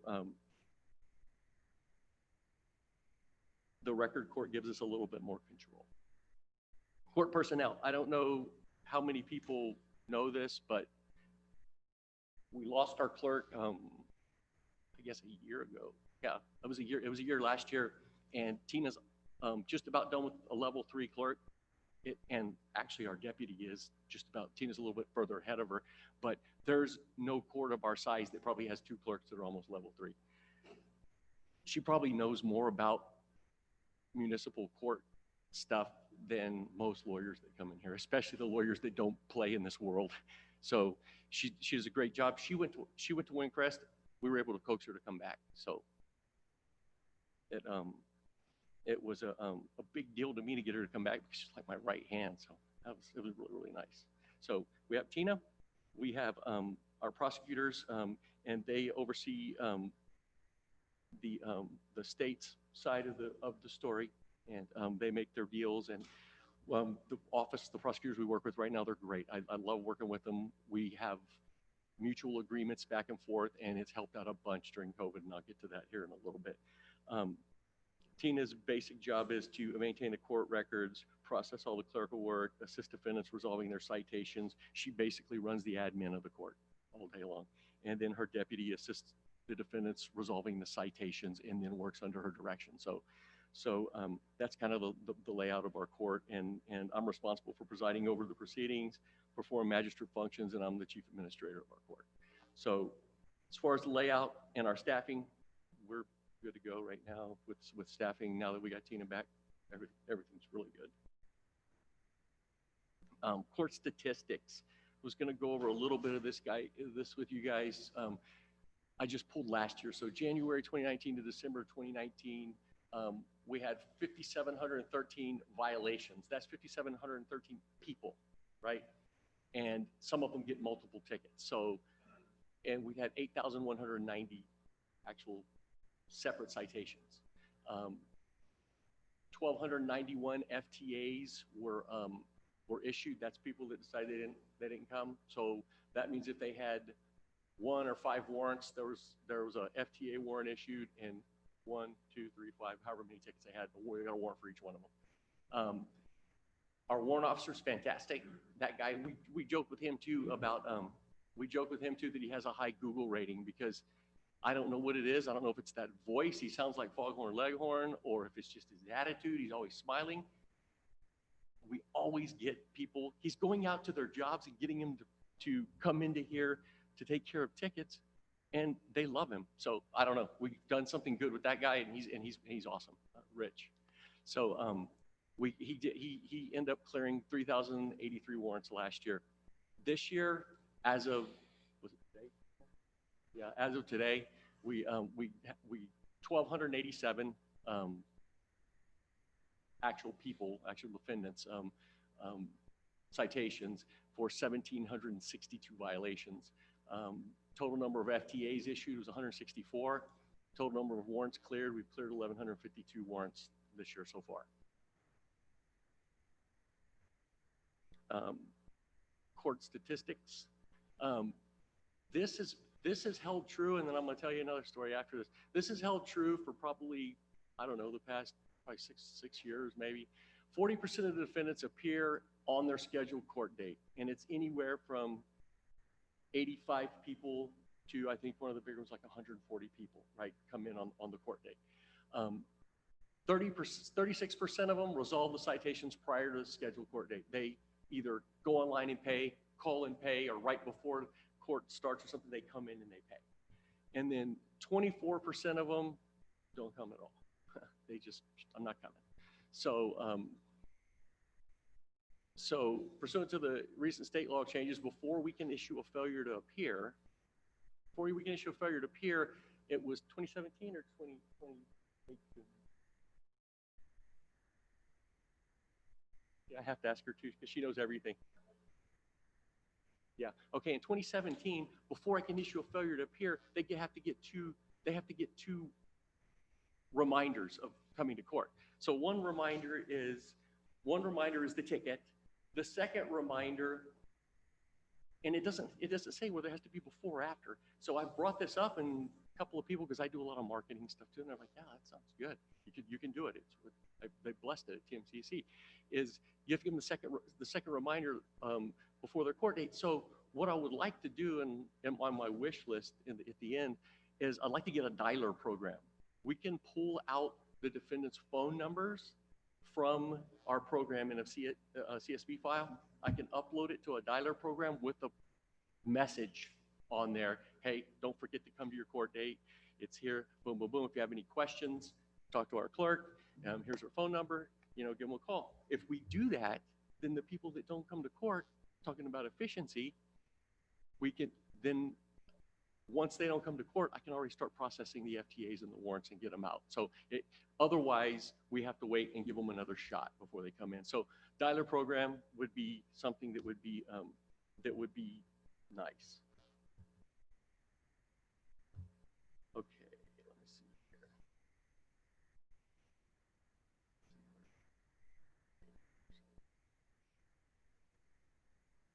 Okay. Before I move on to the COVID thing, right now, what we're doing in court is what we're doing in court is calling the people to try to set them up. We have to, pursuant to Supreme Court rule, set anybody we can for a virtual hearing. We've been doing them, and I've been coming in sometimes. I think 1 week was 3 times, right? I can do about 40. I can do about 36. I took do 4 an hour. I've got the process down. Without Tina, we couldn't do it, but we've got it down. We can do 4 an hour, and that's enough time for us to do technical services, help them get on Zoom. We got a program called Right Signature and eDoc signing, so we can get them on the phone. I can deal with them. I can get the paperwork done, and in and out 15 minutes. So I get 4 an hour, and the prosecutor can do the same. So much so that I was contacted by 2 judges yesterday, and Tina's been contacted by somebody. Apparently, we've got it figured out efficiency-wise, and they want to come and watch us to do it. So it's working good. So the okay. So as far as COVID goes, the possible expenses that may go along with that would be PPE for the court staff, disposable mask for the defendants, digital thermometer, janitorial staff member for the court dates, because I need it wiped down, so I'm going to have somebody moving around in here pursuant to my court plan that I had to file with the Supreme Court. Additional security officer checking the defendants. The security officers are cheaper than the policemen that we have bailiffs. We need at least 1 policeman, but the security officers, in my opinion, I'd rather have them making the contact, finding out if people have COVID. It's somebody else's business. They have to provide the PPE for them, and it's just safer for the Castle Hills family, right? So I'd like to have an additional security officer until we get out of the woods, and then additional court dates to accommodate virtual court date request, and I need an upgraded laptop for the court clerk, because if we get into another lockdown, we can still do Zoom hearings, but the laptop we have doesn't have a camera or speakers on it for her to get on. And we've done it a couple of times where I'm at my office and she's at a different place, and it works, but we need a laptop that can work. She's working on her son's iPad, so, and we have to keep charge it up. So court during the pandemic has been the virtual hearings. We've got Zoom, and the Zoom program, OCA gave each court in Texas one of them. So we got it, and then to satisfy if we do like the open court, to satisfy open courts, it has to be open. So we opened up a YouTube page for Zoom. So when we turn it on, we can turn YouTube on and we stream. Then if anybody wants to come watch, they can come watch. Now, when we're doing the plea days or whatever, we really don't do that. But if we have like the open court where people are coming up and we've got prosecutor and judge there, and we're doing like hearings, then we'll stream it out, and we can record it, so we'll keep our record and all that with it. I had to claim that from the state and then go and set it all up, so I got it all set up. We've done between 200 and 300 cases so far, about 36 per day, and some of those have 1 to 4 or 5 tickets. So we've caught up as far as I know, Tina, we're caught up, right? We're caught up from the backlog we had when we couldn't do anything. We're already caught up and just waiting for, things to happen. We got a court date coming up, so that's pretty good. The OCA asked us to develop a court safety plan. They had some guidelines. I think ours is what, I think it came out to end up 2 pages, and it basically spells out, everybody has to have PPE, have to be separated. What we did was work with the ticket writing programs to get it to when they start to write tickets, when we come back to an in-person, it will have people come in 50-person blocks. And when they come in those 50-person blocks, then you apply the statistics. We won't get overwhelmed, and we're going to have them wait in their car. They get checked in. They get a text, like when you're at a restaurant. When they come to the front, they check them in, they get their text, and then we have an iPad and a phone that belong to the court. And then when their table's ready, basically, Rich will control, my warrant officer's going to control the flow, and he will text them, and he'll keep them in and separate them, and then we have it directed where the prosecutor's there, prosecutor's in the back, I'll be up here, they'll go one way or the other, nobody passes each other, and then they sit, and then they'll go out there to the window and pay, and as the next person gets up and goes, he'll monitor that, and then the security guards will monitor the coming in from outside. So in order to get that plan in place, I had to consult with the mayor. He had to sign off on it, and we had to get a local health authority to sign off on it. So we're in the metropolitan area, so I sent a message out to the head of Bearmat Health District, and they said, yes, we can do it, but they wanted an MOU. And I'm like, well, but we're in the metropolitan area. She goes, well, we'd have to, so they sent over these documents. The council would have to sign all this stuff. And I'm thinking, well, we need to get this in place. This seems like something that's going to take a little while. So I started looking, and I end up, but DSHS could do it too, right? Dr. Lillian Ringsdorf that runs DSHS, so I sent her an email, and she said, sure, I've done it for somebody else too, no problem. I sent the plan over to her. She asked me to change a few things and add a few things on it as far as symptoms and some things that she thought would be safer. Consulted with the health professional, added them, sent them to the mayor. He was happy with it. We sent it to Judge Harrell. He's the 4th administrative judge, and he's over all of us. I'm in his district anyway. Sent it to him. He blessed it. Sent it to the Supreme Court. We're all good to go to have in person when it gets safe to have it. Now, we can't have any jury trials or anything like that until after September 1st right now. I imagine if it spikes again, it's going to go a little bit further. So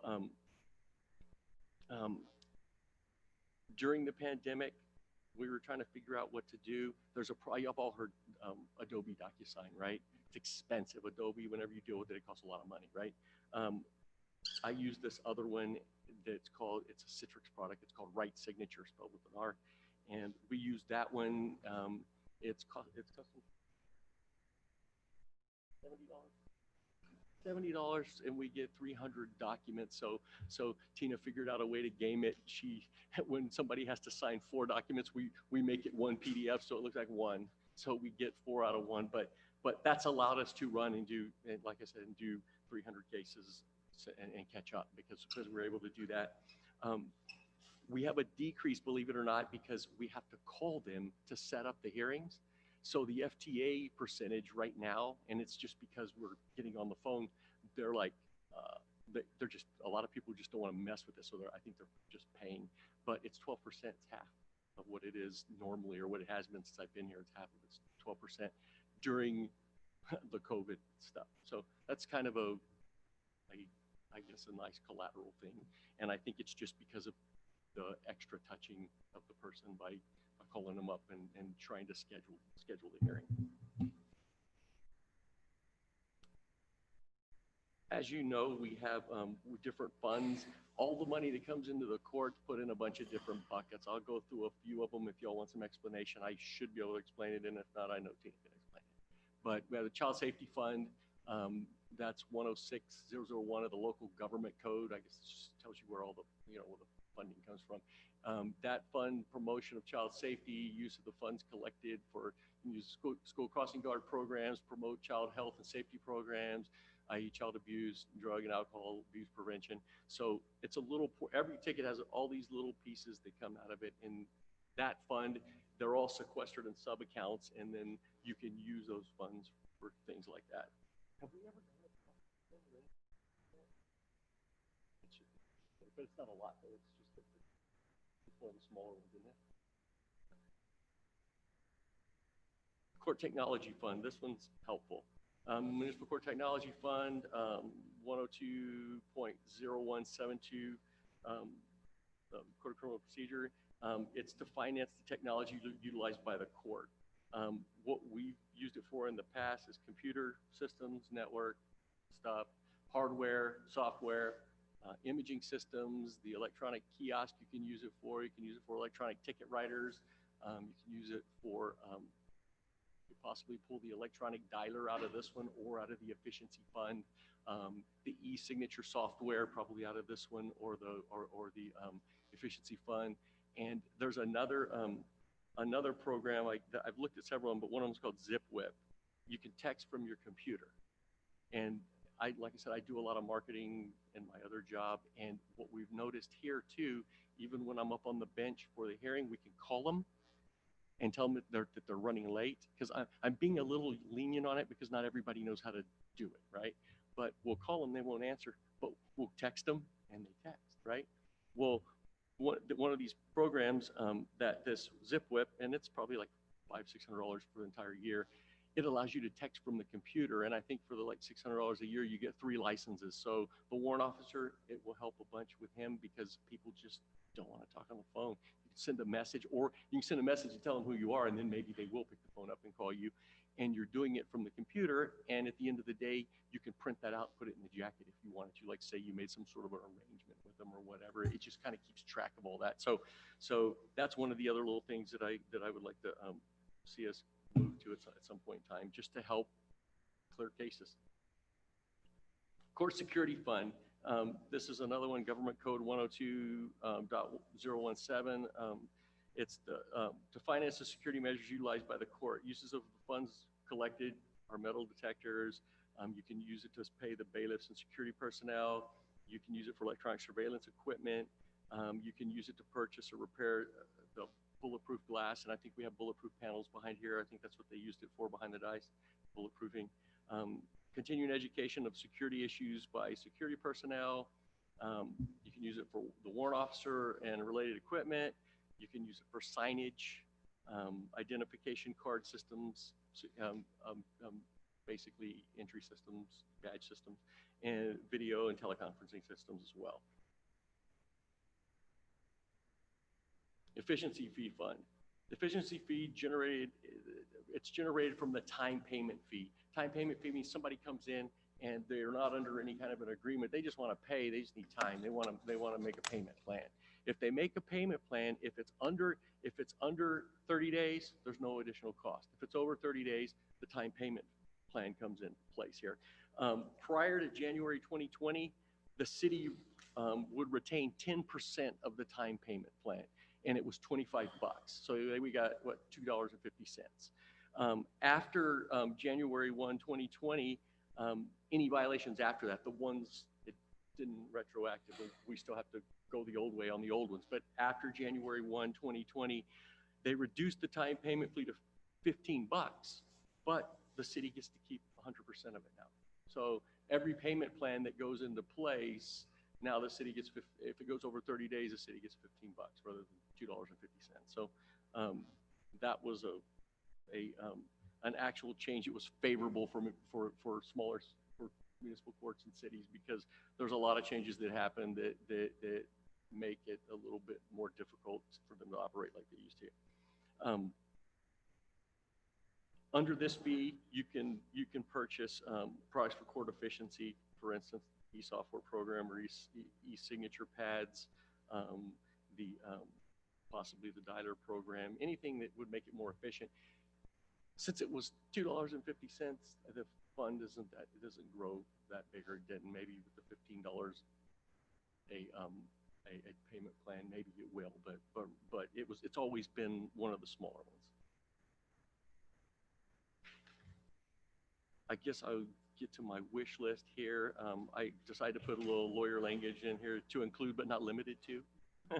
But we would like to have we'd like to have 2 new printers, because the way we've got it set up, I've even donated a computer, and I've got another one earmarked for my office just so we can get it going, because I usually depreciate them out in a quicker amount of time than 5 years, because usually computers go obsolete a little quicker. So I've got a couple here that are good enough for what we need for right now, so we can get this prototype. But I'd like to have 2 new printers for the courtroom, one for the clerk and one for the prosecutor, because ours is starting to go.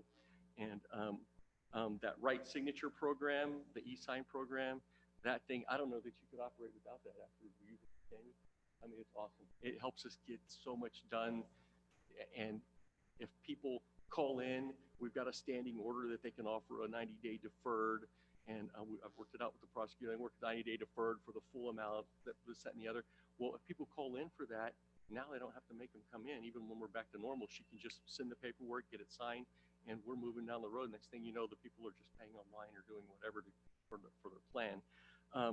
I'd like to have the laptop with the camera for her, because I don't want us to get locked back in again and then we're totally shut down, because she's supposed to work off-site according to the court operating plan and according to OCA as much as you can, unless you need to be here. Now, when we're shut down, we're here and everything. Somebody's here every day.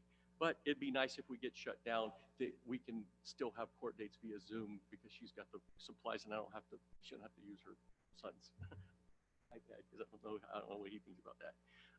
The ZipWhip text from computer, it's $588 per year. I'd like to get that. I think Rich would probably be more productive with it. I think actually we would be get more cases completed, because all these millennials, they don't answer the phone, but you can text it over there. You can say, hey, this is the court.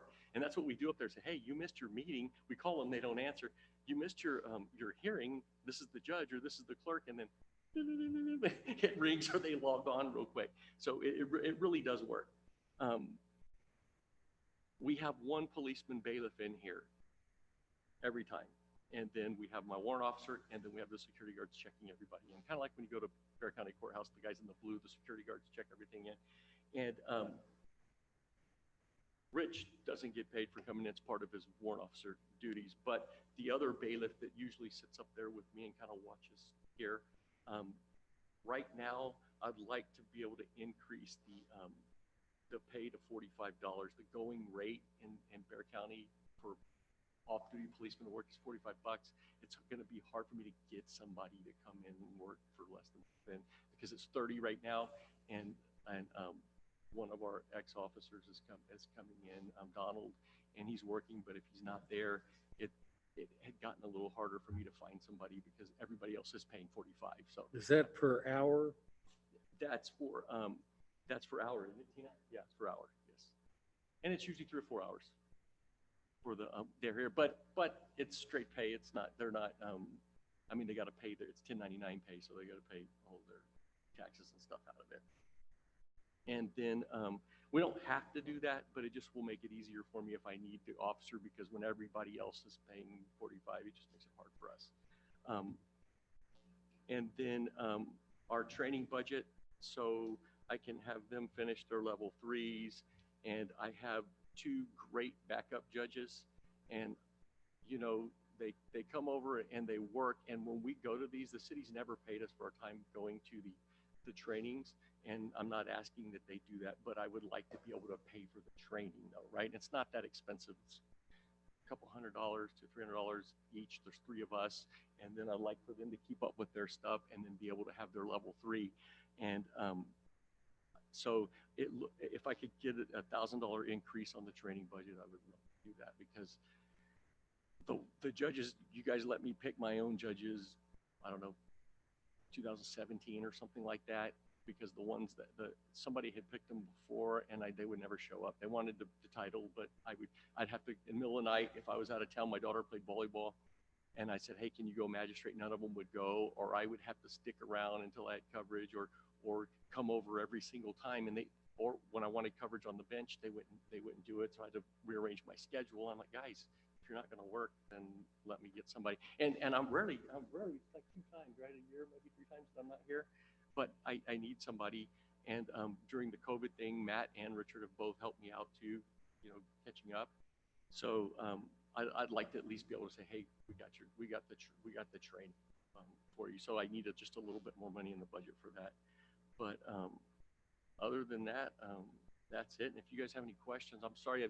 I didn't realize I was doing this today, and we had court today, and I got here like at 8:30, and then I've been here all day long. So I'm sorry if it was I put it together while we were sitting on the bench up there. So apologize. Mr. May. Judge, thank you for that detailed report. I want to focus only on the possible expenses that are COVID-19. Have you sat down with the city manager to talk about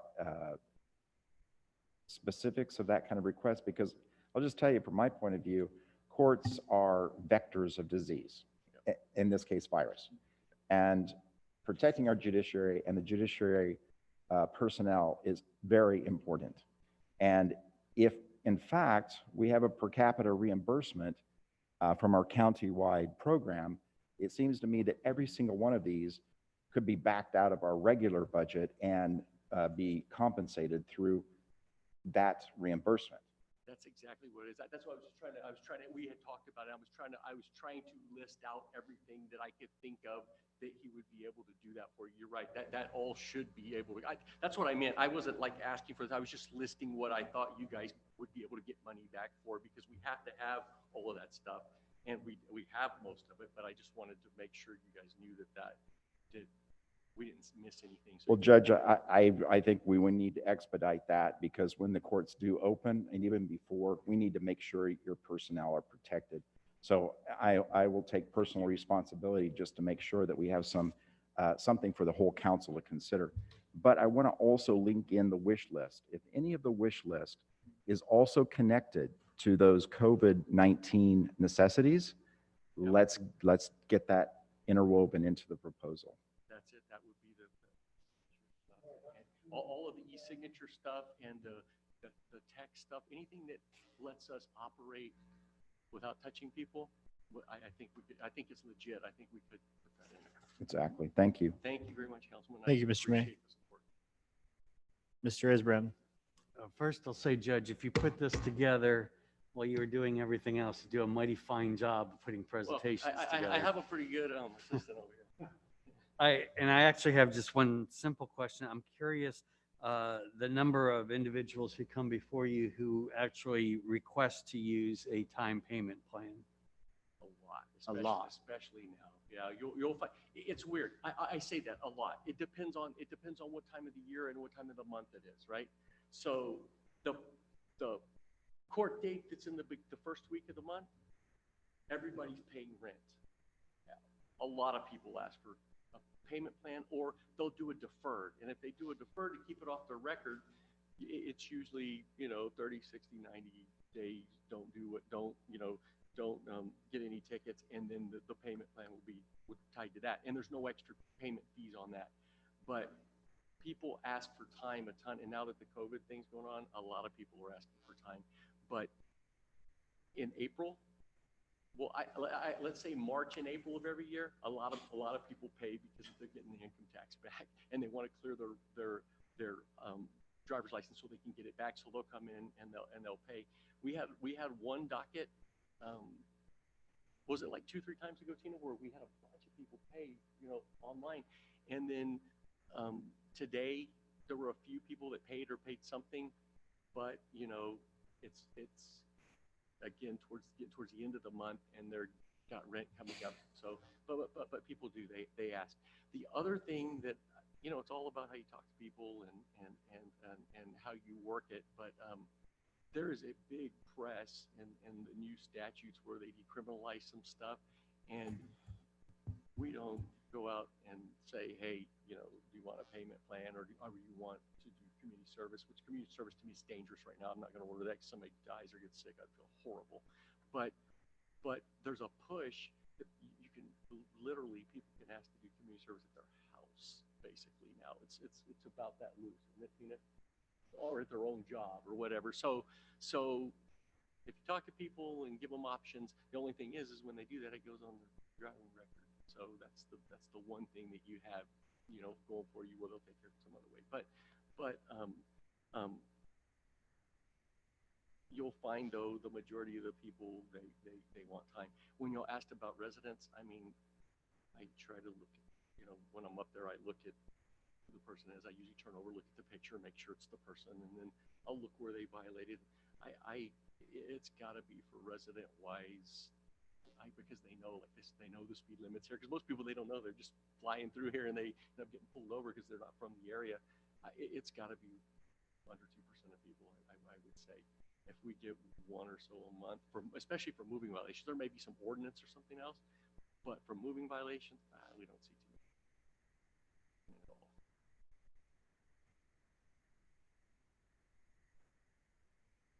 Do we have any further questions for Judge McCall?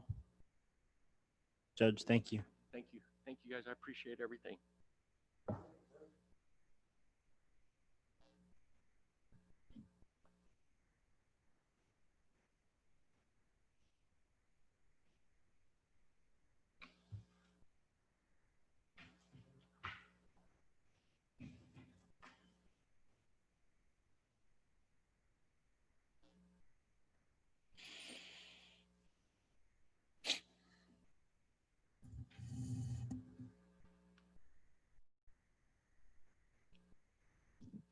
Thank you, Judge. Appreciate it. And to answer your question, Councilman May, you know, I've discussed with the judge and bounced some expenditures. Obviously, we capture what we would think is a COVID expense with a certain code, and Laura has kind of a running count between departments. So when the county comes asking for that preliminary budget, we'll be able to provide that. And I think we'll have a clear date of that request for a preliminary budget. I believe next week there's a call from Judge Wolf's office about deadlines for that. So we'll be finding out a little more information about that. Do you want to wait for Mr. Paul? Or?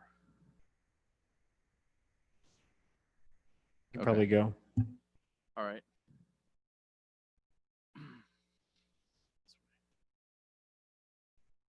Okay.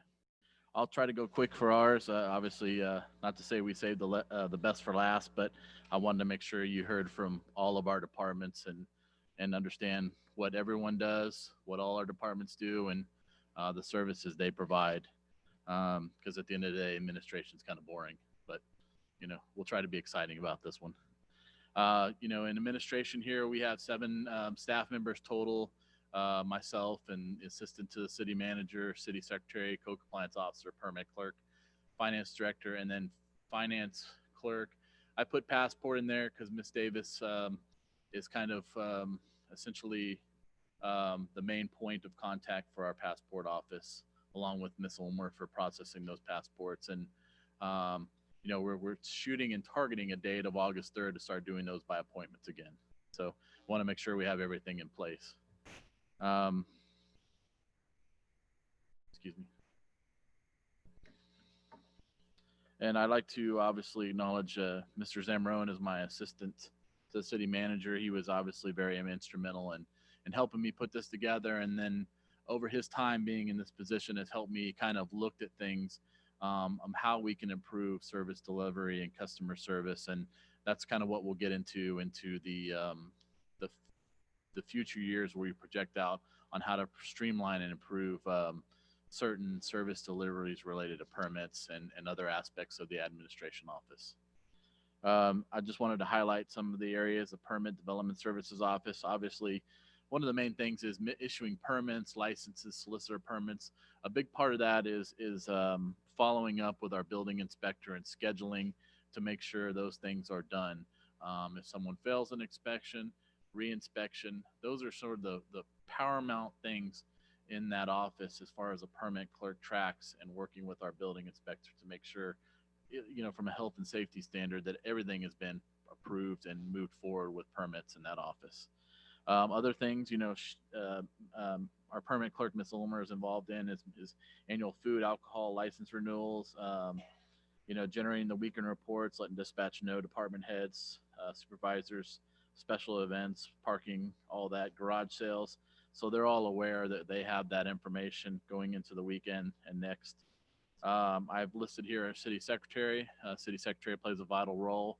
Obviously, Ms. Craig has been in the interim and done a phenomenal job, I like to say, in that. And there'll be big shoes to fill once we find a permanent person for that position. But I think what she's done in the meantime to get our records up to date and get a lot of things in compliance has been, she's moved mountains in there in such a short time, and I'm appreciative of it. Under the code compliance, I wanted to highlight really about, our new code compliance officer and previously Mr. Zamarone being our code compliance officer. These are some of the duties that and main duties that they follow out, but mostly being that proactive person out to find potential code violations in our community, and really ensuring the health, safety, and quality of the neighborhoods are maintained and kept up to standards. And that's a big role into that. Some of the things here: review, recommend, assist in amending code of ordinances when applicable. There's a lot of things that we need to do as far as code compliance to be up to par from other cities. And between myself, Mr. Zamarone, and the experience Mr. De La Garza has brought forward, we're going to be looking to kind of beef up those ordinances as we move forward. Finance, obviously, Ms. Fegans and Ms. Davis. This is the Office of Finance here. And obviously, I've listed a number of duties that they go across, but mainly, helping prepare the annual budget. I'm supposed to deliver the budget as city manager. They do all the work essentially, and appreciative of that. Keeping up with our monthly bank reconciliations, monthly financial reports are key. Payroll every 2 weeks. Our employees have to be paid, or we'll hear about it from that standpoint.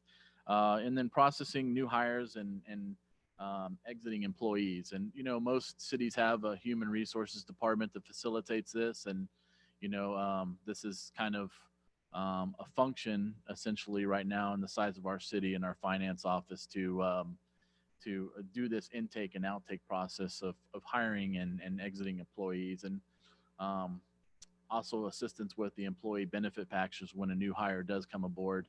That's part of their duties to help facilitate that as well from that standpoint.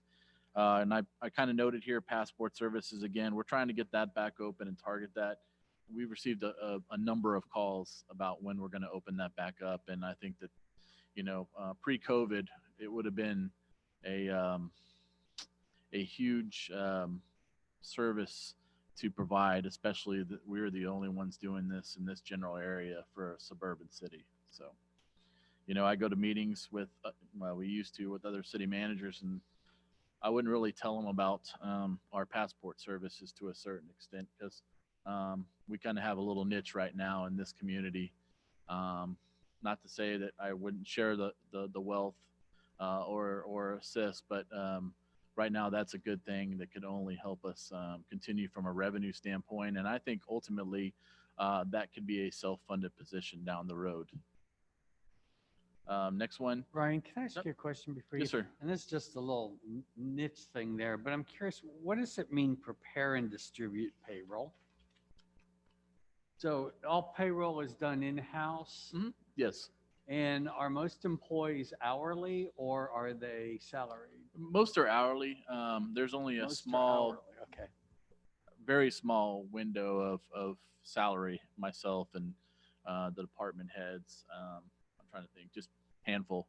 Based on our 70 employees, most are hourly. So You know, when Miss Davis starts the payroll, she gets everybody's payrolls from departments, and then there's a process where she goes through Assist to basically put the payroll together and get it to the bank.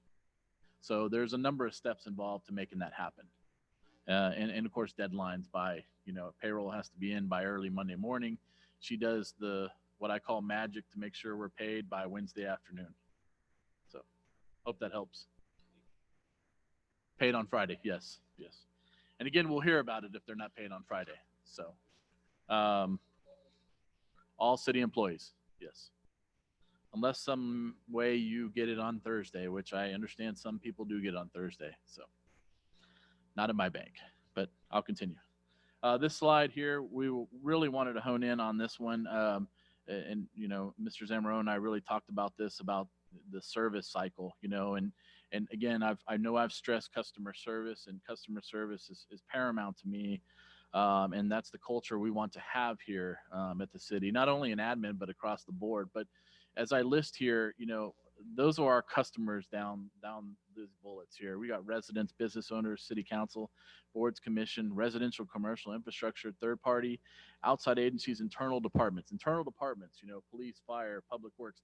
They're still customers to us. So, you know, finance assist, I assist, I consider them internal customers, and we want to make sure we're doing a good job to help everybody across the board there. And then again, when you come into as I put here, collection, and then both incoming and outgoing, we want that intake and outtake to be the same. You know, we want the goal is to, you know, be organized and technically streamline our department, specifically admin, because the array of functions that we provide that are not only internal based, but external based to our customers as well. And then, you know, as the pandemic has proven, you know, the technological capabilities allowed us to remote access are no longer a nicety, but a necessity. So, and then here, the multi-year focus on technology-based innovations for delivery of city services to our end users, those customers. Let me see if is that working, Mayor? Okay, just make sure. What we come up with here, and I know, you know, I tried to mention that all of our departments come up with a 5-year plan or goals of how they'd like to see it. You know, well, administration is not it's not as fancy, you know, as far as tangible things that we'd like to have. You know, police, fire, they need equipment, trucks, fleet. You know, I think ours is how we improve and streamline our delivery of customer service, and how we're functioning in that office. How can we do it better? So between myself and Mr. Zamorano, we've talked about, you know, whether it's the plat review process, inspections, permit, how do we streamline those? And especially now during a pandemic, how do we get to a point to where we're automating this and moving these quicker? Because right now, if you submit a permit, just a basic permit, we'll try to turn that around, you know, tree permit, garage sale, we'll try to turn around that day. Some of the other ones, you know, if you're building a garage, addition, shed, those kind of things, we'll try to get it in a couple days. Your typical commercial, more in-depth residential construction, you know, right now we had a goal of getting those done in 7 to 10 days. Pre-pandemic, 7 to 10 service days, and that's getting it over to Mr. Beeler's office, who does our third-party plan review. But right now, you know, we're trying to work within those parameters and try to keep those days as well. So, you know, hopefully, if we're back to a certain point, some of these service delivery functions or streamlining this might help to reduce those number of days, turnaround permits and applications that are submitted to the city in our permit inspection office. But one of the things we talked about is a fully electronic submitted plans. By doing this, stored plans would create more robust archive environment. Currently, you know, an undetermined percent of submitted paper hard copies or building plans are stored at City Hall. You know, we got a closet over here, and mostly upstairs in what we call the attic. It's organized, but years and years of documents that are here that probably could have be electronically and not have to store here. And, you know, the city secretary's office does have a record retention, but some of those things we have to keep on file for you know, permanent. on some of those. So we have to keep it. And so the idea we get to is, you know, it would help aid our permit clerk, you know, in a more informed decision. So depending on what comes in, whether it has to go to our city engineer for review, to conduct a comprehensive plan, or ultimately going to Mr. Beeler's office for just in some type of construction review plan in general.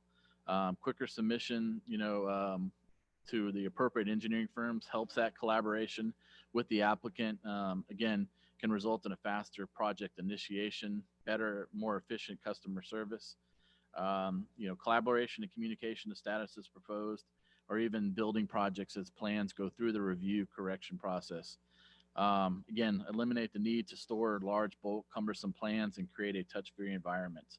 You know, right now, we've been asking people to drop off their plans outside. We leave them there for a little while, and then we bring them inside and get them through the proper steps they need to. So some of the requirement and costs, and again, I'm going to go through these as more goals as far as a number of years we project out wanting to get these things done than, say, expenditures. But, you know, we want to dedicate a large view monitor here, code compliance driven analysis, purchase 2 large monitors, preferably wall mounts, closer examination versus a desktop, full motion wall mounts, estimating 800 to 1,000. Change our board commission application and applicable to section language. That's something we can do administratively. We'll eliminate the need to submit several hard copies to our presentation plans. These are already printed by myself as city manager during the packet creation process. No special software is needed. Let's see if this works, Mayor. Nope. Go back. Here we talked about, and I'll kind of come back to this, realigning our permit clerk position, enhancement of job capabilities, including low-level plan review aspects. You know, a lot of cities have a plan review or city planner from that standpoint that helps do things in-house than having it contracted out for review. In this case, majority of our items do go out for review, and there's a certain cost to that. But one day having say a permit clerk eventually that would have sort of this low-level plan review aspects to, you know, basically stamp approval on some of these permits that we can turn around in a day or two for small construction, residential construction, would be helpful as far as getting these out. And here delivers services and other stakeholders. Simply put, you know, we have a staffing available to answer department-specific questions or general code. You know, again, I talk about sending out for review and facilitating that process, and whatever we can do to reduce that time when permits come in, whether it's a residential or commercial application, we're going to work our best to get those out. But if we can do them here and wait instead of our building inspector showing up to review it on that certain day and stamp approval or say, nope, sorry, that's going to need a BOA variance. Some of that can be done in-house right now and get it turned around quickly. So the applicant knows exactly what direction they need to go from our permit office. And I put here filling experienced permit clerk position with additional job function duties. And I say that because, you know, Ms. Ulmer is the permit clerk right now, and she does a great job of that. But I have talked about, and we talked about it the other night, you know, there's a greater need for her to be back in Public Works assisting Mr. Harada at this time. And I certainly believe that because of the needs that Mr. Harada has over in Public Works for administrative assistance. And then eventually filling that position with someone who has similar experience and possibly some of this certification, if not, once we hire them with some permanent clerk experience tailored towards, you know, municipal government, then we work to get them certified in this process. So, what it also does create is redundancy and cross-training. Again, if that would be the case in a perfect world, I could have her back helping Mr. Harada, and our permit clerk is out in the future. She can come over and help, and things wouldn't skip a beat in this office. And when I first started, there was multiple cross-training opportunities at the time when Ms. Kitkowski was here, Ms. Thielen was here. and Miss Ulmer, when she was in Public Works, had all redundancy with cross-training in the permits area. And we lost that for a while. And right now, Miss Ulmer is the one who does mostly all of that right now.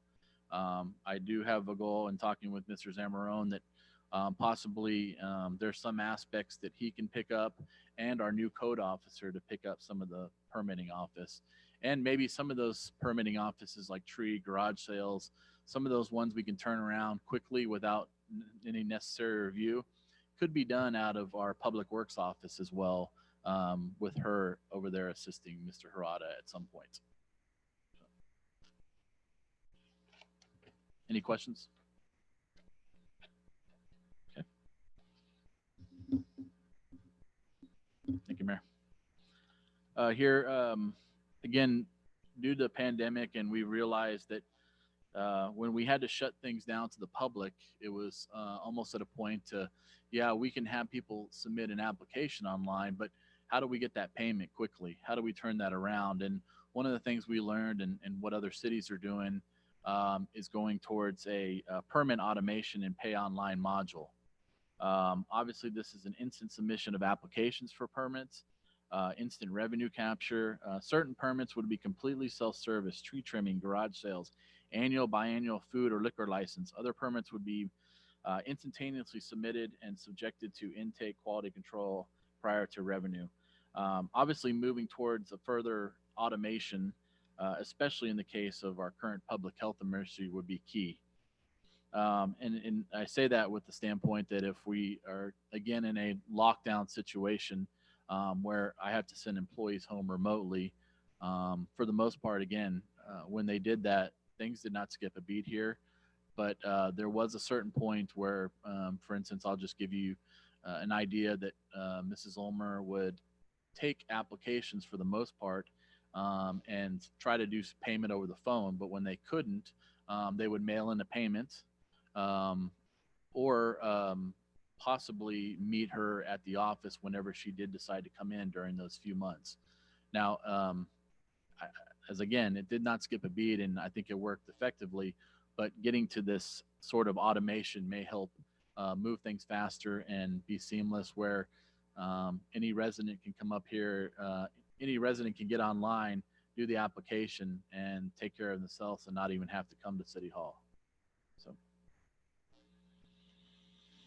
and right now, undetermined costs, because there are different softwares for online, and how that portal would be for our Encode system to be integrated is yet to be determined. But if we move to that point, we'll get a better idea of cost from that standpoint. And that's something that we can start looking at here closely as we move forward in the budget. One of the things I had down here and talking to Mr. Zamarone is Chapter 8, local code codifying rules of construction and other aspects. Somewhere down the road a few years ago in Chapter 8, there was a number of things that were left out of the ordinance related to construction and other aspects of what a contractor would supposed to be doing. And as far as their work here in Castle Hills, my goal is to have a work session here sooner than later to talk about all those aspects that were taken out of that Chapter 8 and look at other things that other cities are doing. So we just basically build that back in so you all have a better understanding of how we populate back that Chapter 8 to get back to enforceable measures with contractors who are doing certain work in our community and doing it within their times they're supposed to be doing it. Now, right now, again, if anybody pulled a permit, there's times on there, but there's also certain construction factors that we want to make sure that are happening in the quality of life, and the noise ordinance helps, but we want to make sure that we're being good neighbors and making sure that we're have enforceable measures to do that. Oh.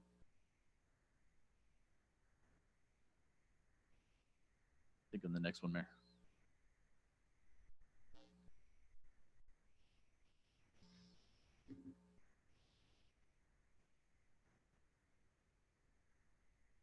Okay. I think that was it right there. Excuse me. It was the third year, Mayor. Got it. Additional job requirements for permit clerk, like I discussed, we have non-structural plan reviewer. And if we get to that point that we can save some money instead of outsourcing it and have someone do it in-house, that's obviously a benefit. You know,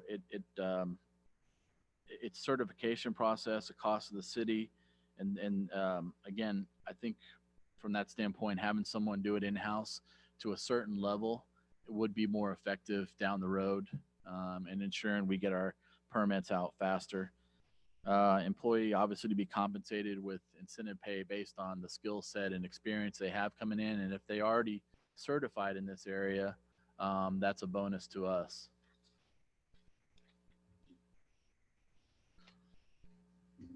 Code compliance. I wanted to touch on some of our goals here with code compliance. One of the things is we've had issues or time. It's a time issue where if someone fails to comply on a vacant lot or a residential property, our public works office or department has been the ones doing the abatements or mowing the grass basically. And, you know, between Mr. Harada and his crews, obviously things are prioritized. They're already mowing drainage channels and right of ways. And so I have experience because I know that the city of San Antonio and one of my other cities went out for a process to engage on-demand contractors where we have a few list approved, 1 to 2, maybe 3 that we can call on for immediate abatement to take care of this. Again, that contractor would bill the city, we'd place the lien, and once we collect, it essentially recoup those costs. But obviously the biggest factor is getting it away from Public Works. Public Works also goes out and secures buildings. A contractor could go out and secure a building for us, and then obviously we go the lien process. So that is something I'm looking to do and put into the budget this year as a possibility and a line item to go out for the contractors. And right now we're trying to figure out a cost maybe to that, obviously to the size of the property. But it's an efficiency and something that wants to be done in a timely manner. You know, Mr. Zamarone can elaborate, but if it's a health and safety factor, the city can come in 24 hours and abate a property. And sometimes depending where Public Works is at, that might take a few days. We had a contractor on demand. You call them the next day, the property's cleared. They do the cleanup, everything, bill us, and then obviously recoup based on the lien. Another thing here is a goal. I'm looking to put in a line item for publication costs because I'd like to develop a residential guide and other educational literature to send out to our residents as it relates to code compliance. You know, I think promoting and educating residents on common code violations and developing this residential guide for property management educates and makes them understanding of why it's important to maintain your property, and lets them know actually what violations are. So I've seen another guide in another city that kind of illustrates possible violations if you're not keeping your property up. So I'd rather have an education and informed before, you know, we start working on the compliance side and any violations. So sometimes it's just education and understanding. And Mr. Zamarone can tell you that some people in the community don't know exactly what a violation is or knew they were in violation from that standpoint. I think through this education, you know, the city would hope to gain willing compliance and to encourage citizen participation, cooperation, eliminate those nuisances by encouraging responsible property maintenance, which would assist providing a safe and clean neighborhood in Castle Hills.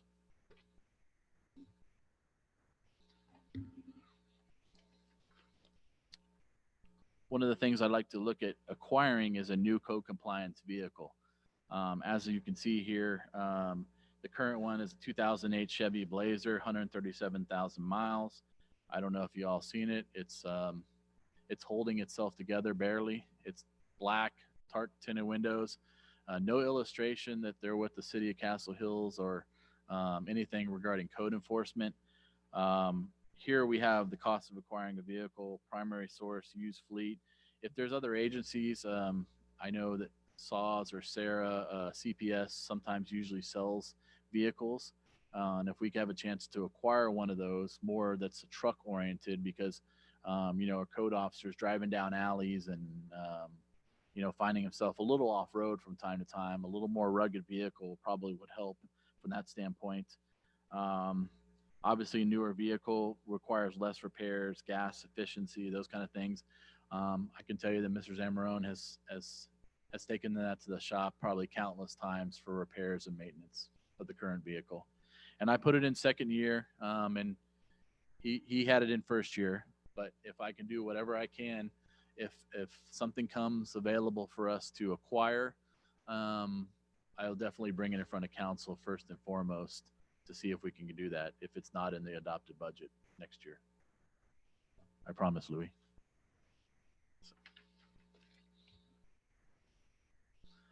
Under finance, I know that some council members are familiar with this particular area. We've talked about this before, about centralizing the city's financial system. Obviously, as I've indicated here, the financial system consists of several different software products and modules. Our general ledger payroll accounts is done in Assist. It's a one-dimensional budget component too. It was procured in 2008 and late 2010. All of our functions and other modules are on court, permit, cash collections, even our police, our modules through court, ticket writer are all tied to Encode. And so we have an interface issue right now. The city's been approximately 7 years with Encode. Our current financial software is not integrated with others and does not have that interface capabilities. The city has various modules, as I mentioned, and there's current issues, complications as a result of the ability to interface with the existing financial software platform. Some of the benefits, again, talk about the ability to reduce unnecessary triplicate work, reduction for additional errors. And, Ms. Fegans can elaborate, but there's a process when that is done on a spreadsheet from, say, court or permits and everything that is then inputted into the general ledger and Assist. So there's a redundancy, and then we're doing multiple, like I said, triplicate work here, and there's a real possibility for fraud or to go undetected. It doesn't allow us to have real-time financial information related to revenue. There's other components with having a integrated financial system, the ability to drill down on certain and provide reports at a timely basis. And again, when it comes budget time, the ability to have a budget component that helps instantly produce a 5-year record. What's that? It's all in Excel right now. So not to say there is errors, but there's room for errors. So we want to make sure we secure that up. We looked at this a couple years ago, and the one-time cost for implementation conversion was close to $30,000, and there is a hosting fee. It was about $10,000 a year. Currently, there's a hosting fee for Assist, which is about $3,000. So, kind of I think it was $10,000 or $12,000, but $8,000 or $9,000 different for a hosting fee of the 5-year contract. So. This one, municipal facilities overview. I know we talked about it in the past, and I think it's time to especially look at doing an energy audit of this building. Now that we got the windows closed in, we've been trying to monitor to see if that's made a difference on our electric bill by having those glass frames moved out, because it was like an oven in that lobby. And so I think we're seeing some good returns from that, but I think there's ways we can bring someone in and look at areas of to be more energy efficient in this building from that standpoint. Again, facility assessments. There's continual maintenance of building exterior, interior that we've already done. There's still work to be done. We want to look at doing an HVAC inventory for annual maintenance and replacement schedule. Obviously, multiple HVACs around this building. Time and time, they go down. We have someone constantly in here to look at them. And we just want to make sure we plan and prioritize the money in a budget, whether it's next year or 5 years down the road, that we can take a large expense like that. And so we need to make sure we do that. And again, that can be done.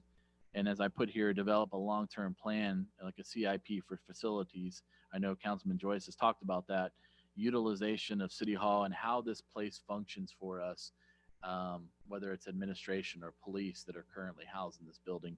And part of that CIP for facilities could encompass the HVAC and put a plan in there for annual maintenance, but also the replacement schedule, which is key, because it wasn't last year, but I think it was the year before where one went down and it wasn't budgeted. I think it was 10 or 12,000 that we had to expend. Other future contingencies, emergency backup generator, like we talked about the other night. There is a generator when this building goes down, but it's for mostly dispatch and PD over there. Nothing for this side of the building. New commercial carpet. We've been talking about that in this room, this carpet and the carpet throughout PD and our offices. I think just Mr. Harada, who has the historic knowledge, said they've been here for 20 years. So new commercial carpet. Again, talking about the HVAC, and I talked to Mr. Harada about this because we've been having problems with the one on the second floor, he says, and then obviously we've actually had some problems with the community room. So they were doing some voting, and Mr. Harada had to bring in a maintenance to take a look at that. So he's saying it's kind of sooner than later as a replacement on those. Audio video upgrade. I want to continue. I'm getting a quote, obviously, because I want to improve our camera system. I think there's a better way, and in talking to our multimedia person, putting a better zoom lens in there for full scale view of our council members and the work on the dais, monitors on the dais, and then if we need to improve further audio throughout the room, so if someone's here, they can hear better. Those would be all sort of a long-term plan to improve audio video in this room. And with that, that is the Fund Department Administration. Thank you, Mr. Rapley. Do we have any questions? Mr. Gregory? Since this is a very odd year and our revenues are down sharply, have you prioritized the essential things in the budget that have to be done versus the things that we would like to be done?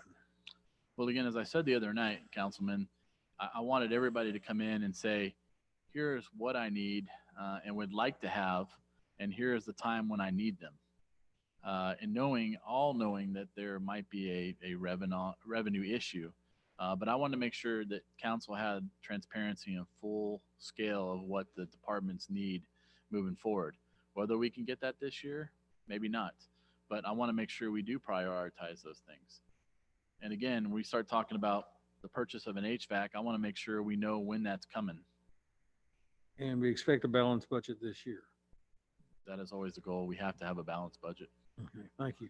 And again, I'll also talk about, for building improvements, we've used the seed money that's there, about 400,000 and change. And last year we did about $50,000 out of that fund for all the building improvements that we've already done. I budgeted $30,000 this year to do the court offices and possibly the conference room there. And that is a fund that we can use for energy efficient improvements and other building matters moving forward. So again, if there's general fund revenue shortfall, we do have that as a possibility to do those improvements. And that's what we've been using, at least when I've been here the last 2 years. Mr. Joyce? I think you guys have done a great job on this. I really appreciate it. I think at once it's ambitious and reasonable at the same time. With respect to your permits and inspections, I really think it's a great idea to try to move those inspectors in-house. If you can manage that, in my opinion, the sooner the better. I think it's enhances coordination, communication, and I think also accountability. Well, and I think there, again, like I said, there's certain smaller projects or aspects we can do. We Mhm. certainly don't have, again, we don't have an engineer on board, and we don't have a plans examiner that a lot of large cities do have from that standpoint. We're the same as Chavano Park, Alamo Heights, Balcones, who all use Mr. Beeler's service.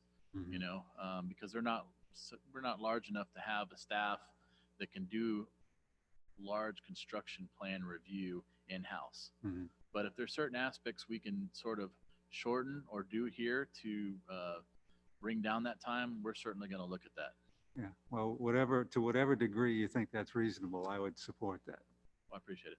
And with respect to facilities, I think you've done a nice job in looking at the big picture of all of this. I would only suggest, as part of your long-term plan for facility, however we do that, that you think about all of these changes to personnel and the ways of doing business that you're proposing here and how that impacts your facility.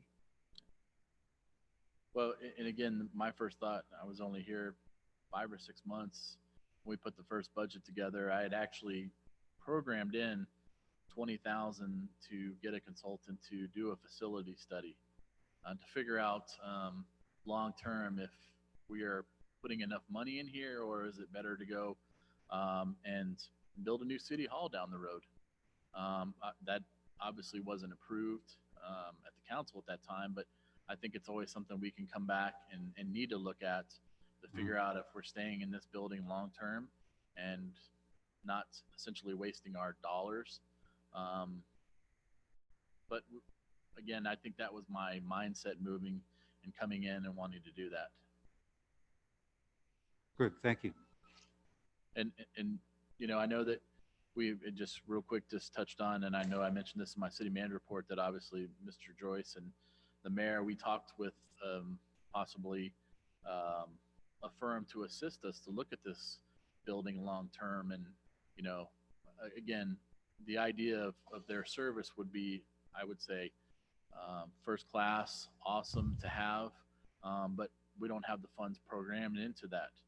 Now, who's to say we won't have that program this year, depending on how the budget looks, or next year if we can carve out a certain amount of money to have that study or that service done to help us look at this long-term.